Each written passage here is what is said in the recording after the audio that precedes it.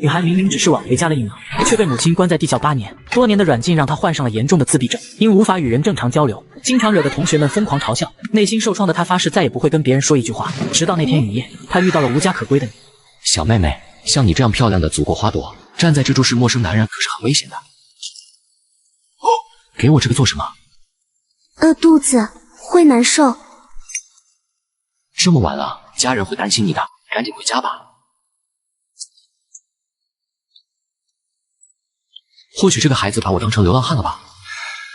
也对，父母双亡外加失恋和公司破产，我跟流浪汉又有什么区别？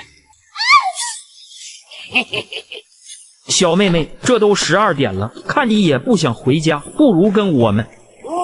对，我们那边也有很多像你这样年纪的学生，大家玩的可开心了。有多开心？带我一个呀！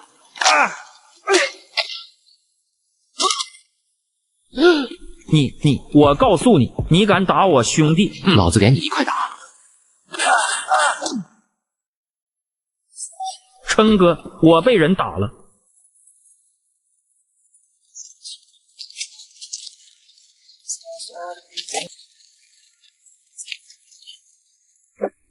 应该没事了。你家在哪？这么晚了，送你回去吧。下次就不要那么晚独自出门了，知道了吗？那是你家，就是这里吧。赶紧回去吧，别让父母担心了。昏暗的灯光下，白雨悠落寞地低下了头，这让洛野有种看到小动物被遗弃的错觉。大门里的楼道漆黑一片，洛野以为这个女孩子还在害怕刚刚的事情。好吧，我送你上去。女孩的房间杂乱不堪，空气中弥漫着发霉的气息。你干嘛？洗澡。那你不应该要在浴室里换衣服吗？可是我一直都是这样换的。难道你爸妈在家的时候也是这样换衣服的吗？我没有父母，对不起，我不知道自己哪里做错了。洛野微微张了张嘴，一时间竟然不知道该说什么。窗外的雨水拍打着窗户，而他却透过雨声读懂了少女几分情绪。我真不是人啊，抱歉。为什么要道歉？你做错什么了吗？不，先洗澡吧，不然就要感冒了。你怎么不脱衣服？因为我是男人，而且洗澡只能一个人洗。哦。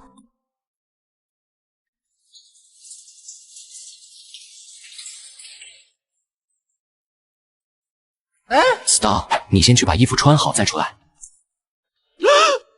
天，你要换的衣服在哪？洛野这才注意到阳台上挂着衣服，除了一件浴巾之外，就只有2件校服。上面也要。哦。你一个人生活多久了？不知道，好久了。妹子，你需要学习一下常识，想要一个人好好生活下去，这样可是不行的。算了，我自己都过得满地鸡毛，有什么资格说别人呢？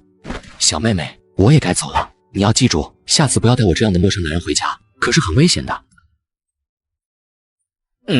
为什么要走？因为我要去挣钱，没有钱在这个世界是活不下去的。只可惜没有富婆可以包养我，不然我可以少奋斗30年。包养是什么？包养就是给对方钱，养着他。白雨悠默默地松开手，转身直接回房间去了。洛也没有过多在意，正要转身离开的时候，他的身后却传来跌跌撞撞的声音。钱，我包养你。一沓钱大概有1万，眼前这些少说也有个20-30万现金了。洛也想不通，一个独居少女为什么会拥有那么多钱？这件事如果被一些不怀好意的人知道，可是很危险的。这些钱是怎么来的？妈妈给的。妈妈不是说没有父母吗？难道这是他的母亲去世之前给他留下的？这些钱不够包养吗？我还有很多。洛也本该迷茫的内心却像是突然找到了些许方向，或许这一切都是命中注定。在城市拥抱朦胧的雨夜，他被这样一个毫无常识的女孩捡回了家。既然如此，那这段时间我就待在这里吧，直到我们的关系结束为止。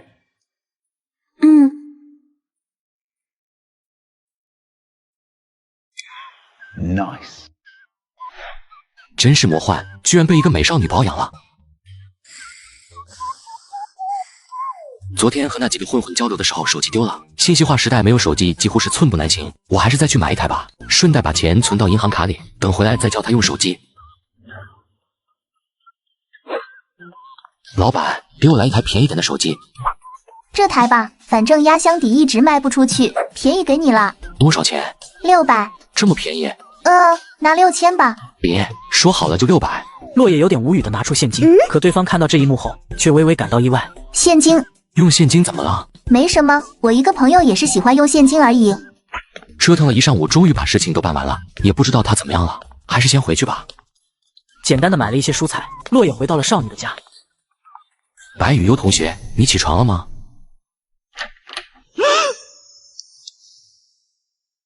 白雨悠同学，你不要吓我呀！你快醒醒！你没事了？饿了怎么不出去吃点东西？外面现在还有早餐在卖。钥匙找不到了。落叶下意识地摸了摸自己的口袋，很显然钥匙被自己早晨带出去了。我的错。白雨悠此刻的脸蛋却凑了过来，来得完全没有距离感。突如其来的靠近，让落叶没理由地感觉到心脏漏跳一拍。他默默在心里道了一声罪过。等我一下，很快就有的吃了。好。怎么了？刚刚不是很饿吗？快吃吧。我不能吃。怎么？是害怕我在里面下毒吗？谁跟我吃饭都会倒霉，我不能先吃。谁这么跟你说的？班里的同学，大家都这么说。他们都是胡说八道的。像你这样漂亮的女孩子，只会给人带来好运。好运？对。吃饭，不信的话，时间会告诉你答案的。要多久？或许只需要1秒，我的好运说不定已经开始了。来，你都饿了半天了，快尝尝我炒的菜味道怎么样？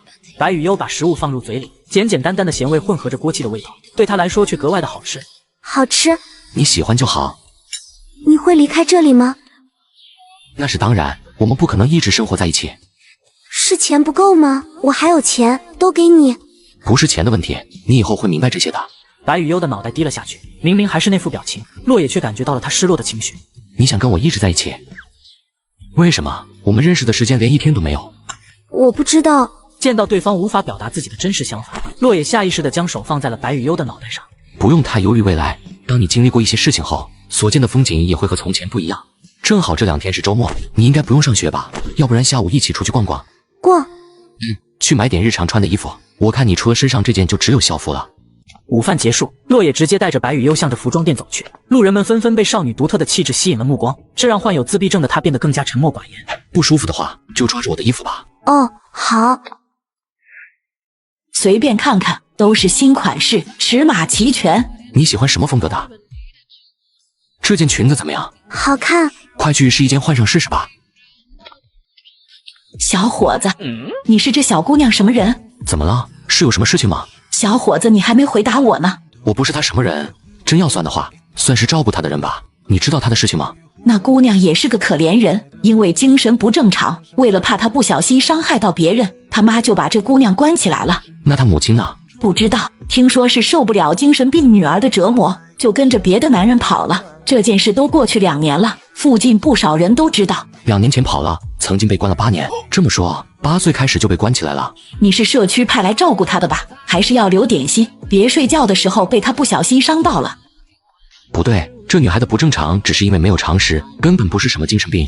突然间，洛野想到了一种可怕的可能性，会不会是他母亲以精神病的名义关了女儿8年，从8岁关到16岁后便消失了，直至2年后的今天？怎么样，穿着合适吗？这里有点紧，我可以脱了内衣吗？这样就合适了。不行，大姐，给她拿个大1号的尺寸吧。记住了，买东西要分辨对方是不是在坑你，尤其是没有明码标价的东西。白雨悠似懂非懂，包养也是买的一种吗？有点相似。那买你要多少钱？人不能交易。可是我妈妈曾经说过，她要把我卖出去。白雨悠平静的一句话，却让洛野的脚步一顿。你母亲只是在开玩笑，吓吓你的。是吗？晚上有什么想吃的东西？泡面。不行。为什么？没有为什么，把我话好好记在心上。忽然间，他的视线被一旁路过的母女所吸引。母亲微笑着牵着女儿的小手逛街，这种感情一辈子都不会输给时间，可对他来说却无比陌生。他就这样一直看着，仿佛置身在人群喧嚣之外，直到他们走远。我可以牵你的手吗？洛野没有多少言语，牵起了白雨悠略微冰冷苍白的小手。晚上想吃什么？泡面。都说了不行。哦。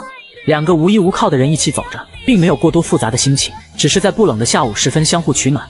平时你回到家怎么打发时间？睡觉，然后坐在那里，很快就会天亮了。无数的夜晚，他都是这样过来的，偶尔还能看看阳台外的霓虹灯光和月亮。不无聊吗？白雨悠疑惑地抬起了头，他并不知道无聊到底是什么，因为他一直都是这样生活的。曾经在那个昏暗的小房间里，只有一张能打开一点点缝隙的窗户，他就是坐在窗户旁，听着窗外的车水马龙，抱着胳膊慢慢等待着天亮的到来。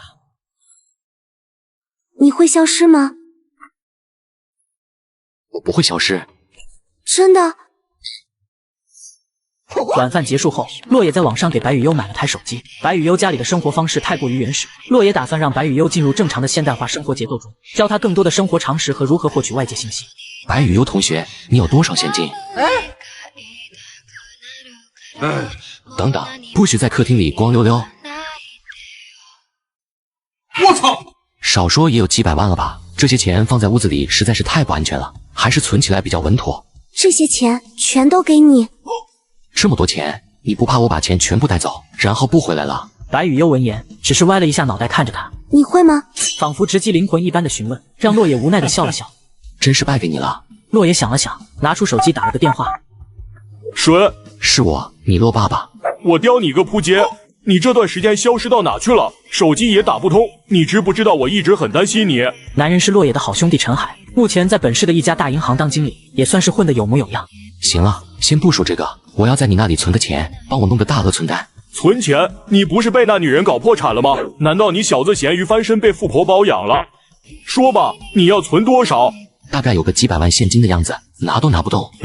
几百万现金？你小子不会是干犯罪的事情吧？滚！老子一身清白，什么时候犯过罪？一会绿泡泡给你发定位，明天过来接我去银行。怎么了？你要走了？不是，是要把你这些钱全部存到银行里，这样就会安全很多了。怎么不去洗澡？想跟你一起。下次，以后洗澡的时候记得用沐浴露，快去吧。好。洛野拿着手机登录上绿泡泡，把小区定位发给了陈海。OK， 8点几了，出来吃夜宵了喂。刚吃饱，神经。我操！特喵的，去别人家寄宿干嘛不来我家？还有你去的是谁家？我肯定不可能去你家呀！难道天天听你和你老婆摇床？而且你老婆在家，我又失业，你就不担心一下？刁你，我还不懂你，你还没说你在谁家寄宿呢？一个朋友。洛野，这些泡泡洗不掉。怎么还有妹子的声音，而且还那么好听？卧槽，你小子真被富婆包养了！坐下来。哦。白雨优乖乖地坐在椅子上，洛野拿着花洒冲洗他身上的泡泡。你裤子湿了。等会。这是生气了？你是不是受伤了？没有吧？我看你受伤的地方都肿起来了。那不是受伤，来，先吹头发。少女身上带着一股淡淡的体香，在刚洗过澡后，那花香味就仿佛沁人心脾一般好闻。好暖和。这是白雨优第一次使用吹风机，平时她都是头发湿漉漉就睡着了，以至于在学校总是被人用一种古怪的眼神注视。你好臭啊！衣服真的有晒干吗？这是白雨优在学校里经常能听到的话。虽然不明白大家为什么要这么说自己，但她只能按照自己的生活方式继续过日子。感受着头发传来的暖风，白雨优忽然觉得自己的生活似乎真的不一样了。Nice。喂，我到这个小区了，还提了几个保险箱过来，够不够装的？装下区几百万，简简单单。放下手机后，洛野犹豫着要不要让白雨优回房间里待着，毕竟两个人现在的关系很难说清，他担心好兄弟把白雨优吓到。我朋友等会要上来，你先回房间待一下。对不起。为什么要道歉？做错事就要被关起来。你妈妈是这样说的？不是妈妈，同学都是这么说的。我有时候做错事就要关在厕所里不给出来，他们说要1天才可以给我出来，就是晚上很冷，肚子也很饿。少女的叙述很平静，却让洛野感到一些说不出的压抑，仿佛感受到痛楚的不是他而是自己。等一下。听着，就算是做错事，没有同学有资格把你关起来，而且很多时候你也没有做错事，知道了吗？白雨优眼眸中倒映着洛野的脸庞，他似乎还不能很好的分辨出对错。是吗？你不信我吗？相信。连个电梯都没有，爬楼累死老子了。行了，存那么大笔钱，说的你没好处一样。陈海突然发现了站在洛野身后的白雨优。你刁你真的被包养了，还是那么漂亮的妹子。她我远房亲戚，这孩子比较内向一些，你这咋咋呼呼的，别把他吓到了。还好还好，我还以为没机会了。什么没机会？你对我有想法？我靠了，你还装傻？你又不是不知道我妹妹一直都对你有想法，现在你失恋了，她可在整天问我呢。打住，先搬钱把正事做了。两人把现金整齐地放进了大型保险箱里，随后将保险箱放入了汽车后备箱。走吧，出发。总共是615万，你打算怎么存？600万大额存单，15万拿来用。落叶原本是打算把钱存进白羽优卡里的，却发现对方连银行卡是什么都不知道，最后只能存进了落叶的卡里保管。之前的事情就当个教训，用这几百万重新站起来吧。这几百万又不是我的钱，不然我怎么可能存起来？接下来你打算怎么做？我想休息一段时间，还有些事情放不下。兄弟加油，总比失踪强。最重要的是你还有站起来的勇气。对了，我妹妹陈倩好像知道你在我这，现在在开车赶过来。靠，你就这么想当我大舅子？那不能怪我。我们打车回去。耶，当爸爸也行啊。滚。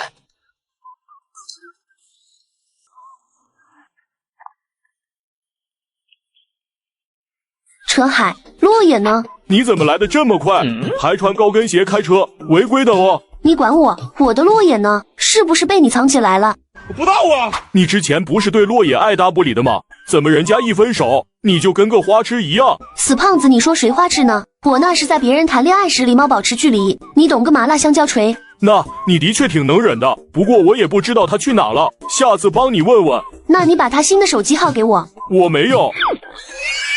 你放屁！兄弟，我只能帮你到这了。月亮上面有什么？月亮上什么都没有。那我们能上去吗？为什么这么问？有人说人死后就会去月亮上面，我们也一样吗？没有相关的说法，不过也不代表不可能。如果我死了，还能见到你吗？会的。真的？死亡就像是一滴水回归水中，到了合适的时机，我们还会再见面的。该睡觉了，你明天还要上学吧？白羽优回到了房间里，不一会又抱着自己的枕头走了出来，用一种眼巴巴的眼神望了过来。早上你说可以一起睡？男女之间不可以那么亲密，除非是情侣或者夫妻。情侣？对。我们是情侣吗？不是。那我们是夫妻？那更不可能了。少女似乎不太明白，只是歪着脑袋。可是你早上说可以一起睡，难道我们不是夫妻或者情侣吗？算了，睡这里，不要再睡地板了。白羽优很快便躺了下去，只是依旧睁着好看的眼睛看着落叶。怎么了？我们是夫妻吗？睡觉。哦。深夜，落叶思索着这些天所发生的事情。银山学院7年制学校，也就是说还有3年才能毕业。落叶知道白羽优肯定在学校受到了不少的欺负，而一味的逃避忍让并没有任何作用。得尽快让他独立起来，不然这3年在学校的日子肯定也不会好过。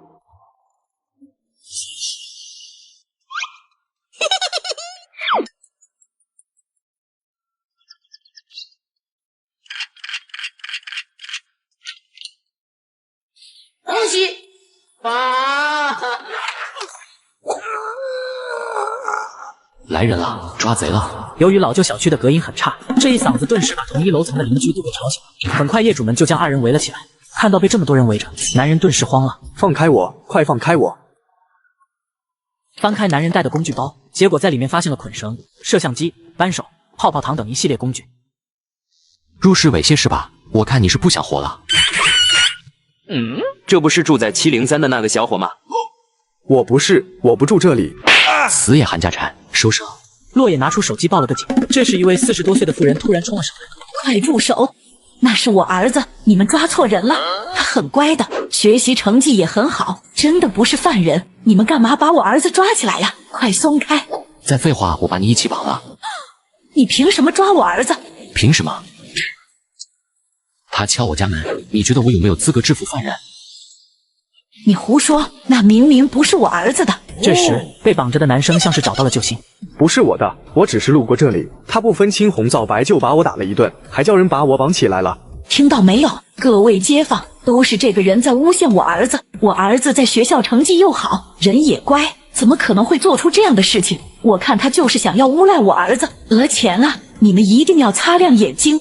站在一旁吃瓜的邻居们对视了一眼，一时间也不知道谁说的是真话。毕竟他们出来的时候，洛爷已经把那男生按在地上了。这时，一个和大妈同楼层的邻居开口了：“那孩子的确是很乖很孝顺，我觉得应该不会做这样的事情，是不是有什么误会？”的确，这么年轻还在读书，应该不是坏人吧？要不就算了吧，反正也没有发生什么。面对那些邻居的七嘴八舌，洛爷只是不慌不忙地挑了一下眼睛。你那么菩萨心肠，就让这个男的用这些工具把你绑起来，拍多点照片给我们欣赏一下。不对，你这个身材应该也没啥好看的，估计盼着别人上门修水表吧？你怎么说话的？怎么入室猥亵未遂你都说算了？那你应该很喜欢被别人撬自家门才对吧？这时大妈忍不住了，一巴掌便想要打过来，洛爷故意没躲，任由这巴掌扇在自己脸上。你们都看到了，这可是他先对我动手的。去你丫的！你呢？你还有什么想说的？对方没想到洛爷那么狠，吓得赶紧回屋里去了。原本还想指责的邻居一时间也纷纷闭上了嘴巴。2分半后，公安赶来了。公安同志，这个人殴打我们母子，你可要为我们主持公道啊！是你报的案吧？到底发生了什么？洛爷把事情的经过说了一遍，结果母子却矢口否认。一些跟母子相熟的邻居这时开口了：“公安同志，我觉得你们要好好审问清楚，这个孩子是我们看着长大的，是绝对不会干这种事情的。”的确，这么年轻还在读书，应该不是坏人吧？站在洛爷身旁的白雨悠面对许多人的视线，不由缩了缩身体，忍不住颤抖了起来。公安同志，我有证据。洛爷把自己刚刚手机录下来的视频当着所有人的面放了出来，母子二人顿时哑口无言。刚刚帮忙说话的邻居也像是吃了苍蝇一般难受，对比之前一副信誓旦旦的样子，真是身份证印大小王，不是小丑都是小丑啊！这个视频绝对是假的，是不是假的？进警察局不就知道了？同志，请抓人吧。很快，2位公安将男人押着带上了车。走吧，你和他家属也要跟我回一趟警局做个笔录。此时洛野发现少女正一动不动地看着自己，以为是被吓到了。别怕，我很快回来，你在家先睡觉。疼吗？似乎比起自己的感受，他更在意洛野刚刚被打的脸颊疼不疼。我没关系，倒是那大妈，估计没半个月都消不了肿了。乖乖等我回来。我等你回来。做完笔录已经是几个小时后了，男人在大记忆恢复术下老实交代了犯罪事实，最终被关押拘留等候审判。母亲也因故意伤害被判处拘留1周。你怎么来了？事情闹那么大，还以为你要被关起来了，我放心不下，所以就来看看你。干得漂亮，有时候就是要下点猛药，不然大家还以为你好欺负。只是洛野却没有言语，看着月光不知道在思索什么。还在想前女友的事情。为什么这么问？不，只是感觉你不会那么容易走出来，你知道的，兄弟，我懂你。那本就不是我的月亮，只是一时的月光照在我身上罢了。你真的甘心吗？谈不上这些，世上本来就没有十全十美的事情。洛野说着，脑海里不知道为何却想起了白雨幽的事情。行了，不早了，我要回去了。陈海送洛野回到了小区，便打了声招呼离开了。明明已经是凌晨4点，昏暗的楼房内却依然有一处灯火依旧亮着。客厅里，少女的脸蛋微微枕在靠背上，那双满是困意的眼眸却充满了喜悦。你回来了。午饭怎么解决？在学校食堂吃吗？中午不吃。为什么？食堂不要现金，所以中午肚子会饿难受。不要现金。洛野忽然想起自己当初上学的时候是刷饭卡的。难道是白雨幽不懂得刷饭卡，然后给现金被拒绝了吗？是不是没充饭卡？他并不知道那些卡是怎么来的，只知道大家都有，也没有人愿意告诉他。久而久之，白雨幽就没有再去饭堂了。午饭的时间都是靠喝水度过，一天不吃饭，然后就晚上吃一大顿泡面，胃会弄坏的。对了，今天我跟你一起去学校。洛野一番打扮之后，跟着少女来到了学校。去吧。白雨幽的身影渐渐消失在学生人群中后，洛野稍微等了几分钟，也朝着白雨幽离开的方向走去。你好，办张饭卡，往卡里充2000。这时一位老师走了过来。早上好。之前开会的时候见过，我姓白。一番闲聊后，洛野向对方问起白雨幽的事情。那个叫做白雨幽的学生有点孤僻，而且有些不好的传闻。什么传闻？就是说那学生的父亲是杀人犯，母亲给人当小三。此时的白雨幽回到了教室，原本嘈杂的声音突然安静了下来。臭女今天怎么看起来干净了不少？谁知道呢？可能终于舍得洗一次澡了吧。周围人丝毫不掩饰笑声的讨论，对白雨幽来说却是每天都会发生的日常。他走到了座位的最后，桌子上摆满了杂物和垃圾，椅子也不知道去了哪里。他把桌子上的一件件东西摆放在地上后，又在教室摆放垃圾桶的位置找到了一张折了腿的椅子。喂，臭女，你怎么把我的东西放在地上？哪个东西？你管哪个？立刻全部给我捡起来！对不起。白雨悠默默地把地上的垃圾放回到自己的桌子上。你还真把垃圾捡起来了，你个傻子！哦，对了，今天还有值日来着，臭女你帮我做了吧，记得弄干净点。吴雅这个人使唤臭女还挺顺手的。喂，阿彻，发什么呆呢？你说那个白雨悠是不是还挺漂亮的，皮肤也很白？谁知道呢？臭女整天低着头还臭烘烘的。你不会是喜欢上她了吧？才没有啊，谁会喜欢一个傻子啊？阿彻说要追臭女啊，大家给点鼓励。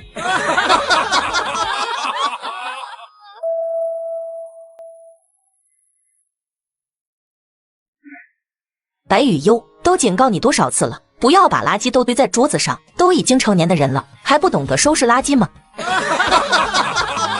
对不起。臭女跟垃圾更配吗？真羡慕别的班主任，自己 A 班不仅事情多，甚至还有像白雨悠这样听不懂人话的问题学生。上午最后一节课是体育课，按照要求是需要更换运动服再去上课，可白雨悠此时却被拦在了更衣室外。臭女，你就不要进我们更衣室了，我们不想闻你身上的臭味。都跟你说几遍了，不准进。体育课结束，学生们纷纷冲向了饭堂，只有白雨悠默默地来到教学楼天台，因为午休有学生在教室里休息，他们要求白雨悠不能和他们待在一起。为什么我不能在教室午休？白雨悠抱着膝盖坐在地上，饥饿感越发强烈。往常这个时候，他都会去饮水机那里喝个饱来应付饥饿，但今天却没有这么去做。他想起了今天早上那道给自己准备早餐的身影，好饿，好累。他只感觉眼前的景象有点模糊，一股莫名的难受涌上心头。我究竟该怎么做？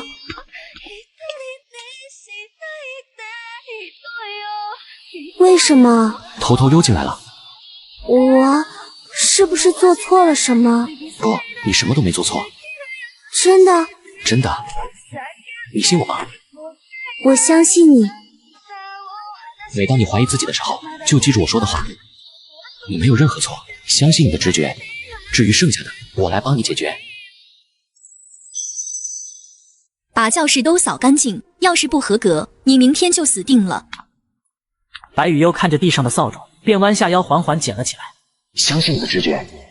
不知道为何，中午落野的话语却像是印在了他的心底里一般，自己不该做这些。我来帮你吧，早点弄完。为什么？没有为什么，就是看不惯他们欺负人而已。真是过分，把这些工作全部丢给你。开始打扫吧，你扫地我拖地。我不能打扫，这不是我的工作，所以我不需要做这些。白雨悠放下扫把，便直接离开了教室。谢谢。不客气。校门前，落叶早早的便在路边等候。走吧，我们回家。白雨悠绝美的容颜吸引了大片的视线，她却毫无自觉。大家都在看你。为什么？因为你很漂亮。来，抬起头来，自信一点。手中传递过来的温度仿佛在鼓舞着她。白雨悠缓缓拾起脸庞，白皙清冷的脸蛋顿时让不少人看直了眼。低头固然能保护自己，但只有抬起头，你才能看清前面的路。今天上了体育课有出汗吧？快去洗澡吧。一起洗澡是夫妻才能做的事情。哦。走吧。所以我们是夫妻了？不，这是作为你今天表现的奖励。几分钟后，白雨悠坐在小板凳上，落叶则是在他身后帮他涂抹沐浴露。抬手。哦。过了一会，白雨悠忽然转过身，指了指自己的身前。这里还没泡沫。洗完澡后，落叶招呼少女坐到沙发上。她很清楚这样的事情不能再做了。两人相差8岁，不单是年龄上的差距，更是隔了一个青春。她不希望因为自己的一己私欲而毁了少女的未来。来，我们看一些男女知识的科普片。男女是有别的，不能随随便便一起洗澡和一起睡觉。怎么样，你看懂了吗？知道男女有别了。明白就好。我以后只给你看，只跟你洗澡睡觉。不是，你真的看懂了？你到底看懂了什么呀？视频里说这些事情，只能最亲近的夫妻才能做。我们以后是夫妻，我只跟你做。算了，先学会其他的吧。Nice。第二天，罗彻早早的便来到教室，看着白雨悠的座位魂不守舍。臭你！不，白雨悠居然这么漂亮，我是不是第一个发现的？如果我能对她好一点，她不就对我投怀送抱了？我可真是个天才。就在此时，一道漂亮的身影走到教室，男生们顿时全都愣住了。那是臭女，这到底是怎么回事？白雨优的模样干净漂亮，与曾经脏兮兮的样子判若两人。他没有在意男生们的反应，从口袋里拿出一个小本子，上面记着洛爷早晨给他的叮嘱，大部分都是一些教他自信的正向内容，一直排到了第9。备注：表现好了有奖励，洗澡或陪睡服务2选1。白雨优默默地记下后，又从口袋里拿出一张白色的饭卡。从今天开始，他也可以去饭堂吃饭，再也不用每天中午饿肚子了。你昨天没打扫吗？吴雅刚要继续说什么，却突然愣住了。这臭女怎么今天变化这么大，这么干净？不会是去整容了吧？昨天不是让你去打扫卫生吗？为什么没打扫？白雨优想起纸条上的字，目光平静。我为什么要做？哎，这个家伙敢还嘴了！吴雅伸手就要去推白雨优，可白雨优却记得小本子写着不要让别人接触自己的身体，侧身一躲，吴雅顿时扑了个空，重重的摔在地上。这臭女怎么学会反抗了？害得我在班里丢人现眼。此时白雨优只是看着他，那俯视着的清冷眼神让吴雅有些害怕。你干嘛？与此同时，上课铃声突然响了起来，吴雅坐回了自己的位置，而男生们却开始关心起了白雨优。你没事吧？刚刚吴雅没弄疼你吧？平时一个个对他无感的男生们，现在却都化作了暖心的大哥哥。白雨优有种说不出的别扭，明明都是关心，却只有洛野的关心让他感到舒服。昨天是谁做的值日？为什么卫生分数全部被扣完了？老师，都怪白雨优。哼，白雨优，你给我站起来！白雨优，你为什么不打扫卫生？到底要我说多少次你才能让我省点心？哼，让你敢跟我作对，这下被老师骂了吧？此时白雨优突然想起洛野说的话，不再低头道歉，而是鼓起勇气。因为昨天的值日生不是我，不是值日生不是你的借口，就算昨天不是你值日，班主任尬住了，原本准备说教的话只能憋回去。所以昨天到底是谁值日？老师，是吴雅。哎，我都怪白雨优，我都让他打扫了。站起来！你有什么资格让同学帮你做值日？你谁让面子那么大？都怪臭女，凭什么？要不是你，你在看哪里？从今天开始，接下来1个月的值日全部由你来做，不要想着能偷懒，1天不合格就加1个星期。此时洛野拿着一本教案从一班经过，看着少女忍不住淡淡一笑。明明只是1天之隔，少女的模样便截然不同。自信的种子一旦开始种下，那么曾经的许多困难便不再是困难。中午，因为洛野往饭卡里充了钱，白雨优终于在学校吃上了热腾腾的饭菜。下午4点，洛野站在门口等待白雨优放学。此时的白雨优旁边还跟着几位男生搭讪，他却充耳不闻，直到注意到洛野的身影，直接扑倒在他怀中。身后，一群男生心碎了一地。太近了，总是这样把我捕住距离。想见你。走吧，我们去买菜。很快，两人来到一家生鲜超市，洛野给少女讲解电梯该怎么做，食品需要看包装上的生产日期和价格。少女认真听着，忽然注意到旁边走过的一对情侣，两人挽着手臂，很是亲密。于是白雨优也有模有样的挽住了洛野的胳膊。怎么了？他们是这样，那是情侣或者夫妻才能做的。我们以后是夫妻，因为你说夫妻可以一直在一起生活。买了点生活用品和食材，两人来到收银台。您好，一共79元，给钱吧。啊，你一个大人怎么让一个学生给钱？付款成功。我操！学会了吗？以后都由你付钱吧，毕竟现金都存起来了。这丫头必须要好好学会使用移动支付才行。走到电梯口，两人又碰到了刚刚的那对情侣，情侣互相啄了一口，然后相视一笑。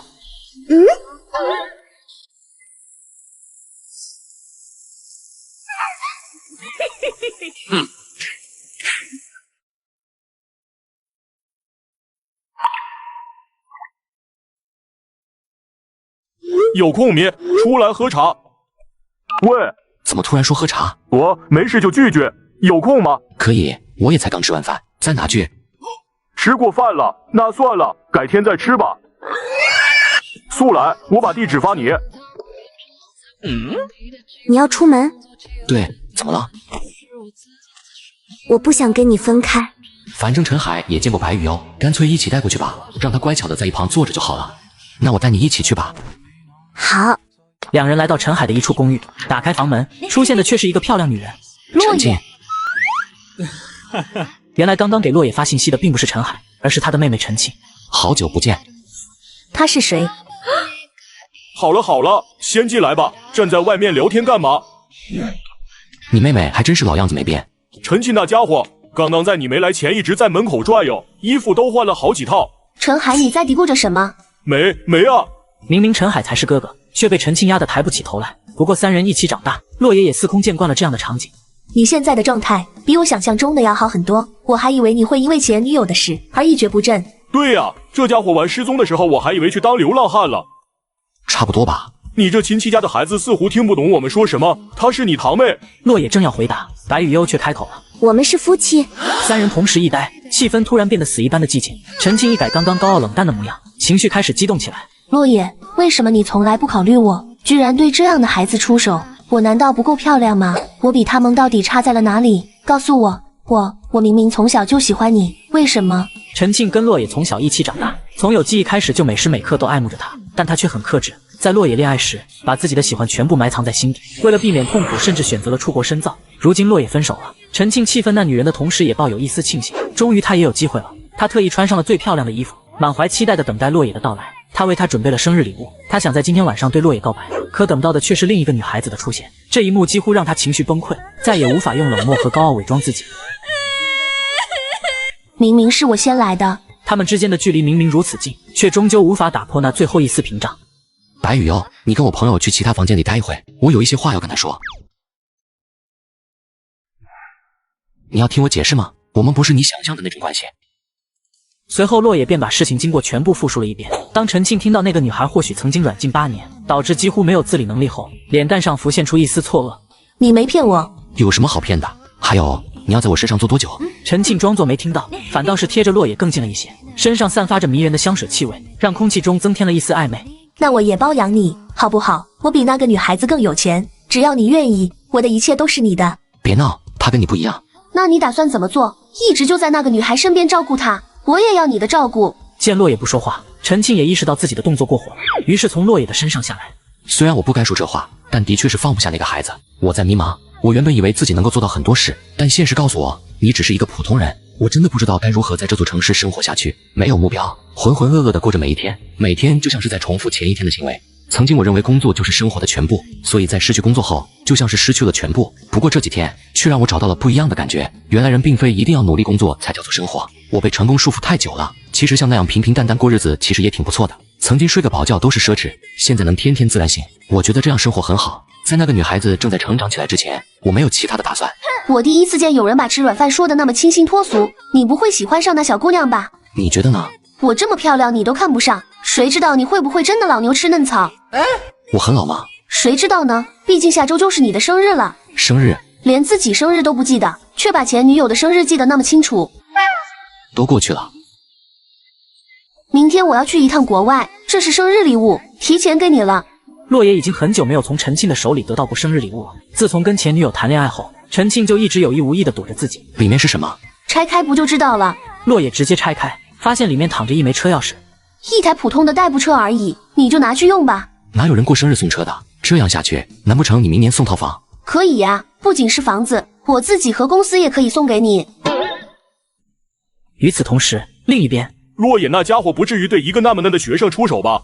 妹妹，你为什么说你跟洛野是夫妻？洛野说夫妻可以一起睡觉啊。那你们那了？就是夫妻之间做的事情，你们做了吗？白雨悠还以为陈海说的是一起吃饭睡觉，便点了点头。做了。什么？这时陈海收到洛野发来的消息，走吧，我们出去了。哦。因为白雨悠明天还要上学，洛野与他们打声招呼便准备回家。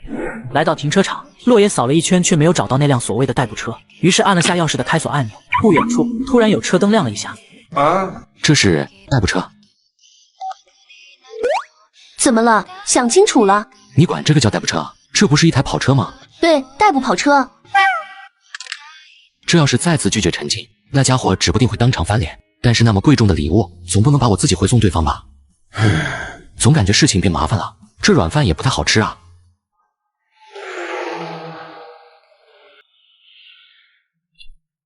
在想什么？车。陈静送给我的生日礼物。生日？下周就是我的生日了，又老了1岁。你什么时候生日？不知道。不知道。身份证应该有，上面的日期准确吗？我没有过生日。既然身份证的日期不准确，那你就选一个自己喜欢的日子过生日吧。自己喜欢？对，自己喜欢的日子，而我就陪你过那一次的生日。我想跟你在同一天过生日。为什么想要跟我同一天？一起过生日，好像我们之间就有了联系，可以吗？你喜欢就好，同一天过生日听着好像蛮有意思的。这辆车你喜欢吗？喜欢啊，哪个男人能抗拒跑车呢？那我生日的时候也给你买一台。谁告诉你过生日就一定要买车的？不是。当然不是啊，车毕竟太贵重了，一般人不会送这玩意。为什么纠结这个？我不知道。看到那个女人跟洛野挨得那么近，他只感觉心里酸酸的，却不明白这是一个怎样的情绪。不用想这么多。到家了，我们回去睡觉吧。哦。深夜，白雨悠躺在床上，怎么也睡不着，脑海里不停地回想着下午那对情侣的事情。那是什么感觉？他们好像很高兴的样子。白雨悠不明白，但那个似乎是夫妻之间才会做的事情。看着洛野那近在咫尺的脸庞，白雨悠忍不住靠近了些许，然后微微抬起下巴，开始有模有样的学了起来。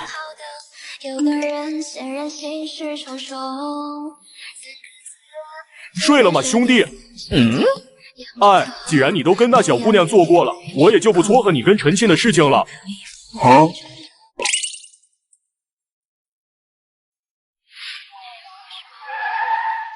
在学校遇到问题打电话给我。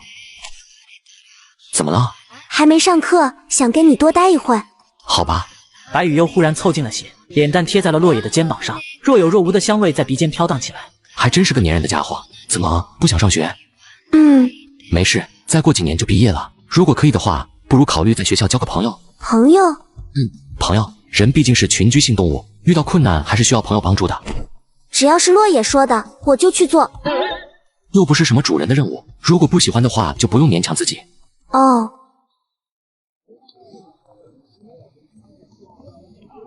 他一个人应该没问题吧？不会被什么黄毛同学用花言巧语骗跑了吧？看来晚上回家的时候要加强钓鱼了。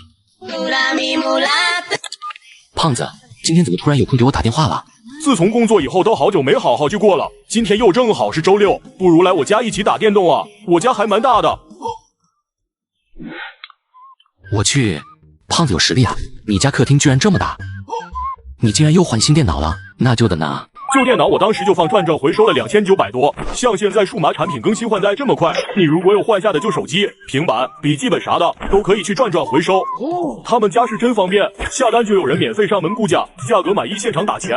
总之听我的，二手回收认准转转 APP 就对了。我这就试试。白雨悠，老师叫你去一趟生物室。生物室？对，现在就要过去，老师有事找你。白雨悠来到2楼的生物室，却没有见到老师的身影，反倒是被地上碎裂的罐子吸引了注意力。生物老师上课用的标本怎么碎了？老师，就是他打翻了学校的标本，他还把柜子的锁撬开了，太可恶了！老师赶紧报警把他给抓了。对啊，老师，那几个标本可是上课要用的，你可不能放过他。你到底在做什么？这几个标本很重要的，你知道吗？不是我。人证物证都在，这几个女生都看到了，你还说你没有？既然已经成年了，就要为自己说的话负责。你怎么有脸皮说大话的？不少老师和学生听到动静都围了上来，为了避免闹得太大，老师把白雨悠带到了办公室，作为证人的吴雅等人也跟了过来。说吧，你为什么要做这些？我没有。你放屁！李春华，你看看你们班的学生像话吗？这些标本可是很重要的。白雨悠，跟我说说到底发生了什么？得知了事情的经过，李春华感觉有些不对劲。吴雅和白雨悠一直都有矛盾，这次的证人又刚好是他们，事情真的有这么巧合吗？吴雅，你们几个真的看到白雨悠把东西打翻了？对啊，我们都亲眼看到了，标本就是白雨悠打翻的。白雨悠，你说是有同学叫你来生物室，那这个人是谁？不认识。是班上的人吗？不知道。李春华感觉白雨悠在撒谎，气得也火了。不认识你就听别人的话去生物室，要是有人叫你去缅北，你是不是也要跟着去啊？把你家长叫来。老师，白雨悠是个孤儿，没有家长的。你家里没有其他大人了？家里有人。那就让你家长过来一趟。我怎么不知道？这臭女还有家人的。哼，就算家人来也只是看臭女丢脸而已，反正现场没有监控，就算是神来了都救不了你。白雨悠拿出手机拨通了电话。怎么了？现在不是上课的点吗？闯祸了，但是我没做这个，他们不相信我，还要让你来学校。你没受伤吧？听到落野的声音，白雨悠原本平静的内心突然掀起了波澜，一股委屈的情绪涌上心头。我摔了一跤，我马上打，别怕。落野赶到云山学院，刚进房间便见到孤零零的白雨悠，女孩被排挤在外，仿佛所有的光落在她的身上都毫无色彩。到底发生了什么？这句话问的不是白雨悠，而是问那些围着她的人。白雨悠看着落野那高大的背影，心里只感觉到了踏实和无比的安全感。她突然感觉自己不只是一个人了。你就是白雨悠的家长？对。哼，看看你家怎么教的孩子，撒谎成性。撒谎？你又是个什么东西？一句话顿时让生物老师暴怒，于是立刻把刚刚发生的事情全部说了一遍。哦，那就是说没有直接的证据喽？这不是证据确凿，人证物证都在，怎么你要睁眼说瞎话不成？这也算是证据？这怎么不算证据？那我往你抽屉里塞条女生内裤，然后找几个女学生过来对口供直接诬陷你偷的，那这个是不是你嘴巴里的证据？而且也是你说的人证物证俱全，毕竟有人看到了，内裤也是在你抽屉里找到的。怎么，你要睁眼说瞎话？你什么你？哑巴了？说话呀！生物老师发现自己反驳不了，直接憋屈到脸色涨红。还有，你们就是所谓的人证，你们真的看到了？反正自己只要咬死这个说辞就行了，对方还能咋地？我看到了又怎么样？就是他摔碎在地上的。无雅猛了，一旁的老师和学生也猛了。你敢打我？这位家长，冷静。松开！感受到落野冰冷到极点的眼神，老师们下意识地松开了手。报警！我要报警！好，我也希望报警。虽然生物室里没有摄像头，但是教室外面的过道和楼梯口都有，简单的查一下过道的监控就知道怎么一回事了。还有那些标本瓶子和柜子，再查一下指纹，叫警察同志过来，应该很快就能查到结果。反正上面不会有我家白雨悠的指纹，至于上面有谁的，那可不好说。总不能人证没事去摸柜子和瓶子吧？反正你们这群东西就先去蹲个牢，这学校的毕业证也别想要了。都是吴雅让我们说的，我们其实没做这个。你们……其他女生纷纷解释事情的真相，一切都是吴雅策划的。一旁的老师顿时明白了过来，不由得为自己所作所为感到后悔。很快，这件事惊动了校长。李老师，你们班怎么会有如此恶劣的学生？这位家长，我代表校方跟你道个歉，其实这一切都是误会。校长也不想把事情闹大，名声对银山学院太过重要，他担心因此耽误来年的招生指标。随随便便污蔑我家的孩子，今天要是换个人，他得受多大的委屈？我希望校方能给我一个满意的答复。当然能，要不你先把孩子带回去，我今晚之前一定会给你一个满意的答复。我不介意陪你继续闹下去，反正我只是一个无业游民，谁动我孩子，我就拉你进6扇门蹲一蹲。吴雅如坠冰窖，原本还想把事情闹大，让白雨悠难以下台，没想到最后下不了台的居然是自己。对了，谁害你摔了一跤？被推的。误会，都是误会。误会。下次我误会把你家孩子推到沟里去行不行？你家小孩也才刚上幼儿园吧？他为什么知道我的孩子在上幼儿园？明明我还没结婚，孩子是表姐偷偷生下来的。一股不知名的恐惧涌上心头，他怀疑对方是某个大背景的人，极短的时间就把他的秘密查得干干净净。对不起，同学，都怪我不分清红皂白误会了你。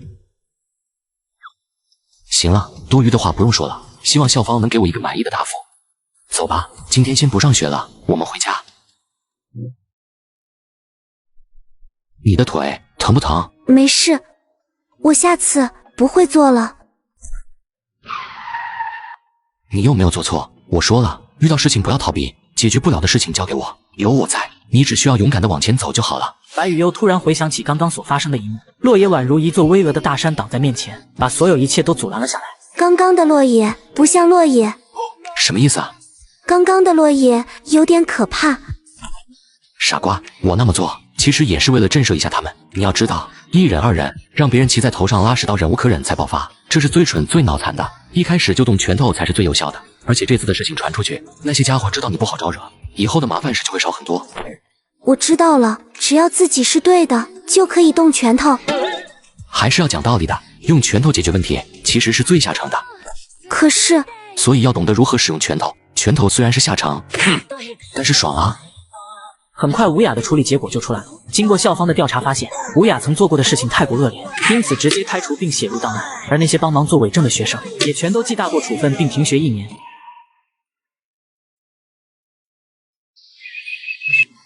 落野，怎么了？我有时候听到班上的同学说，他们很喜欢女生这个地方，那你也喜欢吗？男生当然喜欢，但是你千万不能给别人碰，知道了吗？这种事情只能留给喜欢的人。我会留给洛野。怎么变成留给我了？因为我喜欢洛野。你知道什么叫做喜欢吗？喜欢是一种很复杂的情感，你对我的喜欢，其实跟你喜欢吃的那些食物是没区别的。当你理解了何为真正的喜欢，你也就长大了。理解？对。那洛野，你要摸摸这里吗？你真的有把我刚刚说的话听进去吗？看来以后要教他的事情也太多了。洛野带着白羽优把附近的小吃都吃了一遍，却发现他的肚子依旧平平坦坦。这肚子到底是怎么装得下这么多东西的？不会真的是卡比兽吧？是要看肚肚吗？蠢蛋，不允许把衣服提起来。就在此时，旁边突然传来一阵动静，原来是一只受伤的小猫咪被铁线缠着，全身布满着被烟头烫过的痕迹。这只猫应该是救不了了。为什么？应该是人为的。为什么要这么做？因为有一类人会因为自己的无能，把怒火和不满发泄到弱小的动物身上。所以，我跟小猫是一样的。洛野本想说话，白羽优却抬起头看着洛野，一双眼睛透着懵懂和纯粹的难过。我们能救救他吗？他基本是活不了了，确定吗？虽然我不太明白这些，但他肯定希望有人能帮自己。这个世界未曾有人帮助过白羽优，可他还是不忍看他人遭受苦难。走吧，我们带他去宠物医院。缴纳了一笔高昂的费用后，小猫暂时稳住了情况，但还需要留院观察。回到家已经很晚了，白羽优刚一沾枕头便熟睡了过去。因为和洛野相处越发自然，哪怕自己的睡衣松散开也丝毫不在意。洛野望着白半球有点无奈，只好伸出手帮他把衣服的扣子扣好。不好意思啊，弄醒你了。抱。洛野任由对方钻入怀里，连他自己都没有发现，在不知不觉中已经习惯了被少女这样抱着。窗外的月光微微洒落在床铺上，二人相拥而睡。第二天，学校通报了吴雅被开除的消息，校园里渐渐流传出关于白羽优的新传闻，说她其实是豪门流落在外的千金。白羽优却并没有在意，只是在她上完厕所后，总觉得身后有人跟着，于是她直接朝着天台走去，躲在拐角处藏了起来。这不是班里的同学唐可可吗？对不起，白羽优同学，你别生气，我没有恶意，就是想跟你说个话。白羽优想起来了，原先这个女孩也是经常被吴雅欺负，却没有勇气反抗。白羽优同学，我觉得你真的很厉害，所以我能不能跟你交个朋友？女孩的语气磕磕巴巴的，但注意对方那平静带着些许清冷的眼神后，吓得立刻转身就跑。对不起，羽优同学，打扰了。为什么要跑？是我很可怕吗？放学后，白羽优第一时间就把这件事告诉了洛野。有女生要跟你交朋友，那她为什么要跑？她从来都没有朋友，肯定也是不知道的。白羽优，你会主动对别人露出微笑吗？少女闻言，身体开始抖动了起来，试图让自己微笑，但最终还是失败了。可能是你这个表情吓到了那个女生吧，加上你不爱说话。对了，我给你的本子带了吗？我一直带着的。来，我教你。洛野飞快地在笔记本上写下一行字：我也想跟你交朋友。不太明白。你不习惯说话，但是可以写在纸上呀，还能提前把日常要用的写在本子里。白羽优明白了，于是也在纸上写下一行字。对，就是这样。你还可以画个表情上去，比如这样一个普通的颜文字，一下子就让文字有了多彩的感情。好，我知道了。白羽优忽然笑了起来，洛野还是第一次看到这个女孩露出这样的表情。他忽然明白，或许白羽优并不是什么都不会，她只是一张纯洁无瑕的白纸，只需要一点时间，用绚丽的颜料勾画出最美的画卷。没事，一切都慢慢来吧。在这之前，我会陪着你。第二天，白羽优刚到教室，就锁定了坐在角落的唐可可。要死了！我不会也被退学吧？不会吧？明明我什么事情都没做过。呀，不行了，我要上厕所。今天抽签换座位，同样都是114号。我跟能把恶霸开除的新校霸成同桌了。喂，为什么会这样？来亲戚了，可是我忘记买新的了。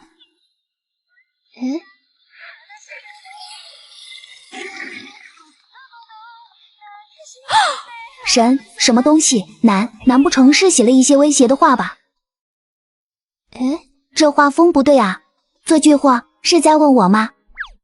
我没事，只是身体不太好。做事给我的。唐可可打开后，一股红糖姜汤的味道传了出来。原来白羽优同学是这么温柔的人吗？白羽优同学，你是不是不擅长说话？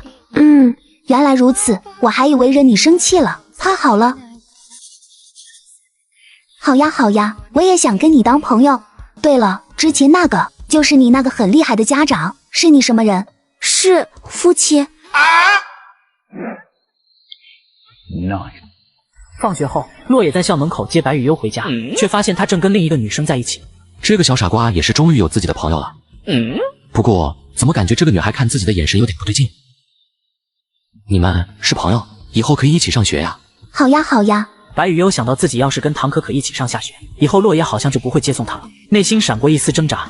没事，上下学也就那么点时间，跟朋友多交流也很好。白雨优多个朋友也不错，不过这书包有点大呀。洛野，你喜欢大的？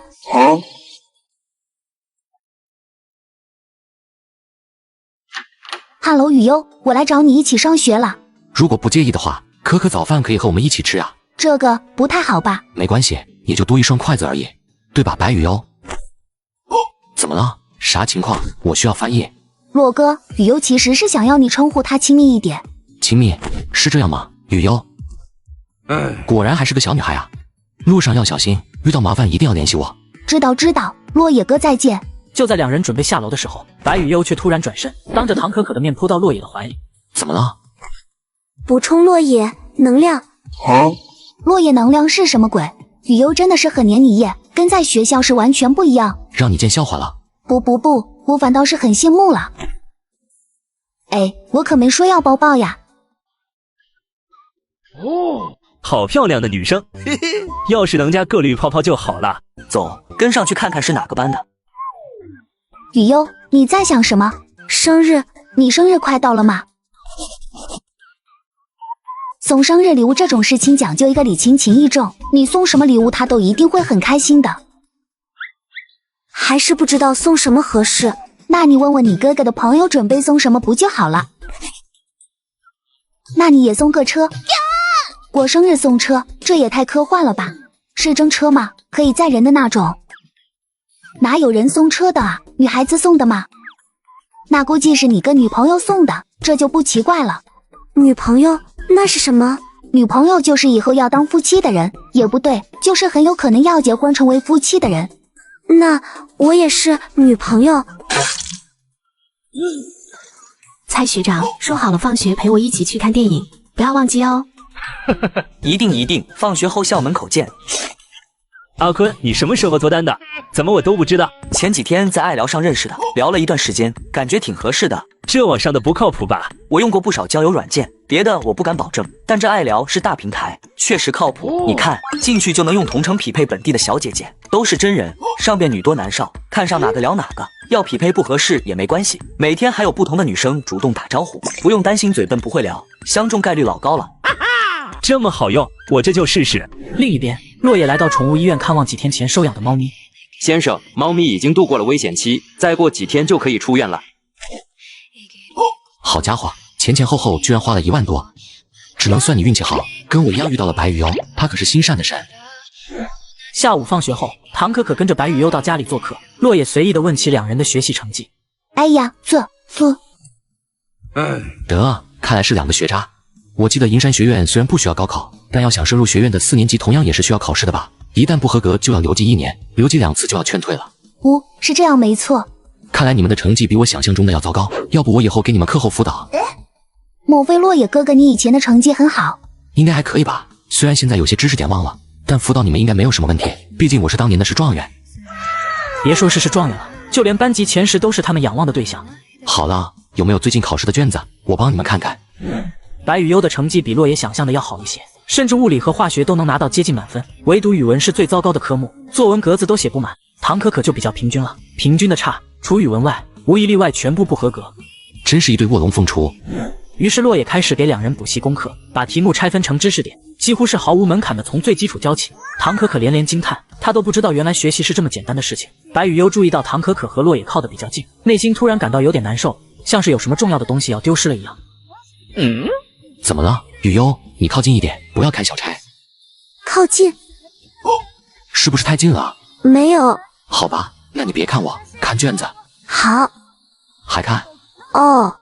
唐可可回家后，洛野拉着白羽优在床头继续学习了起来。说是学习，其实还是看剧。像白羽优这种基础一塌糊涂的，看剧有利于语文成绩的提高。白雨悠不知不觉地靠在落野的肩膀上，洗发水的香味飘荡起来，很快耳边就响起了平稳的呼吸声。睡着了。落野刚准备睡觉，似乎是感受到落野的温度，白雨悠翻了个身又贴近几分，因为这个动作，两人的唇仅仅只差几厘米。淡淡的月光下，少女的唇瓣白如果冻一般透亮，很是诱人。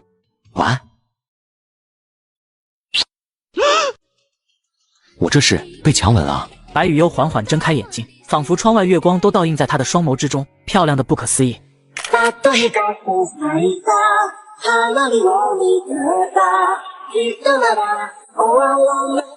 谁教你的？我不知道，但他们好像很开心的样子。他们，所以你也想试试？少女把脸蛋埋在落野胸前，没有言语，闭上眼睛，很快就睡着了。看来要教她的还有很多呀。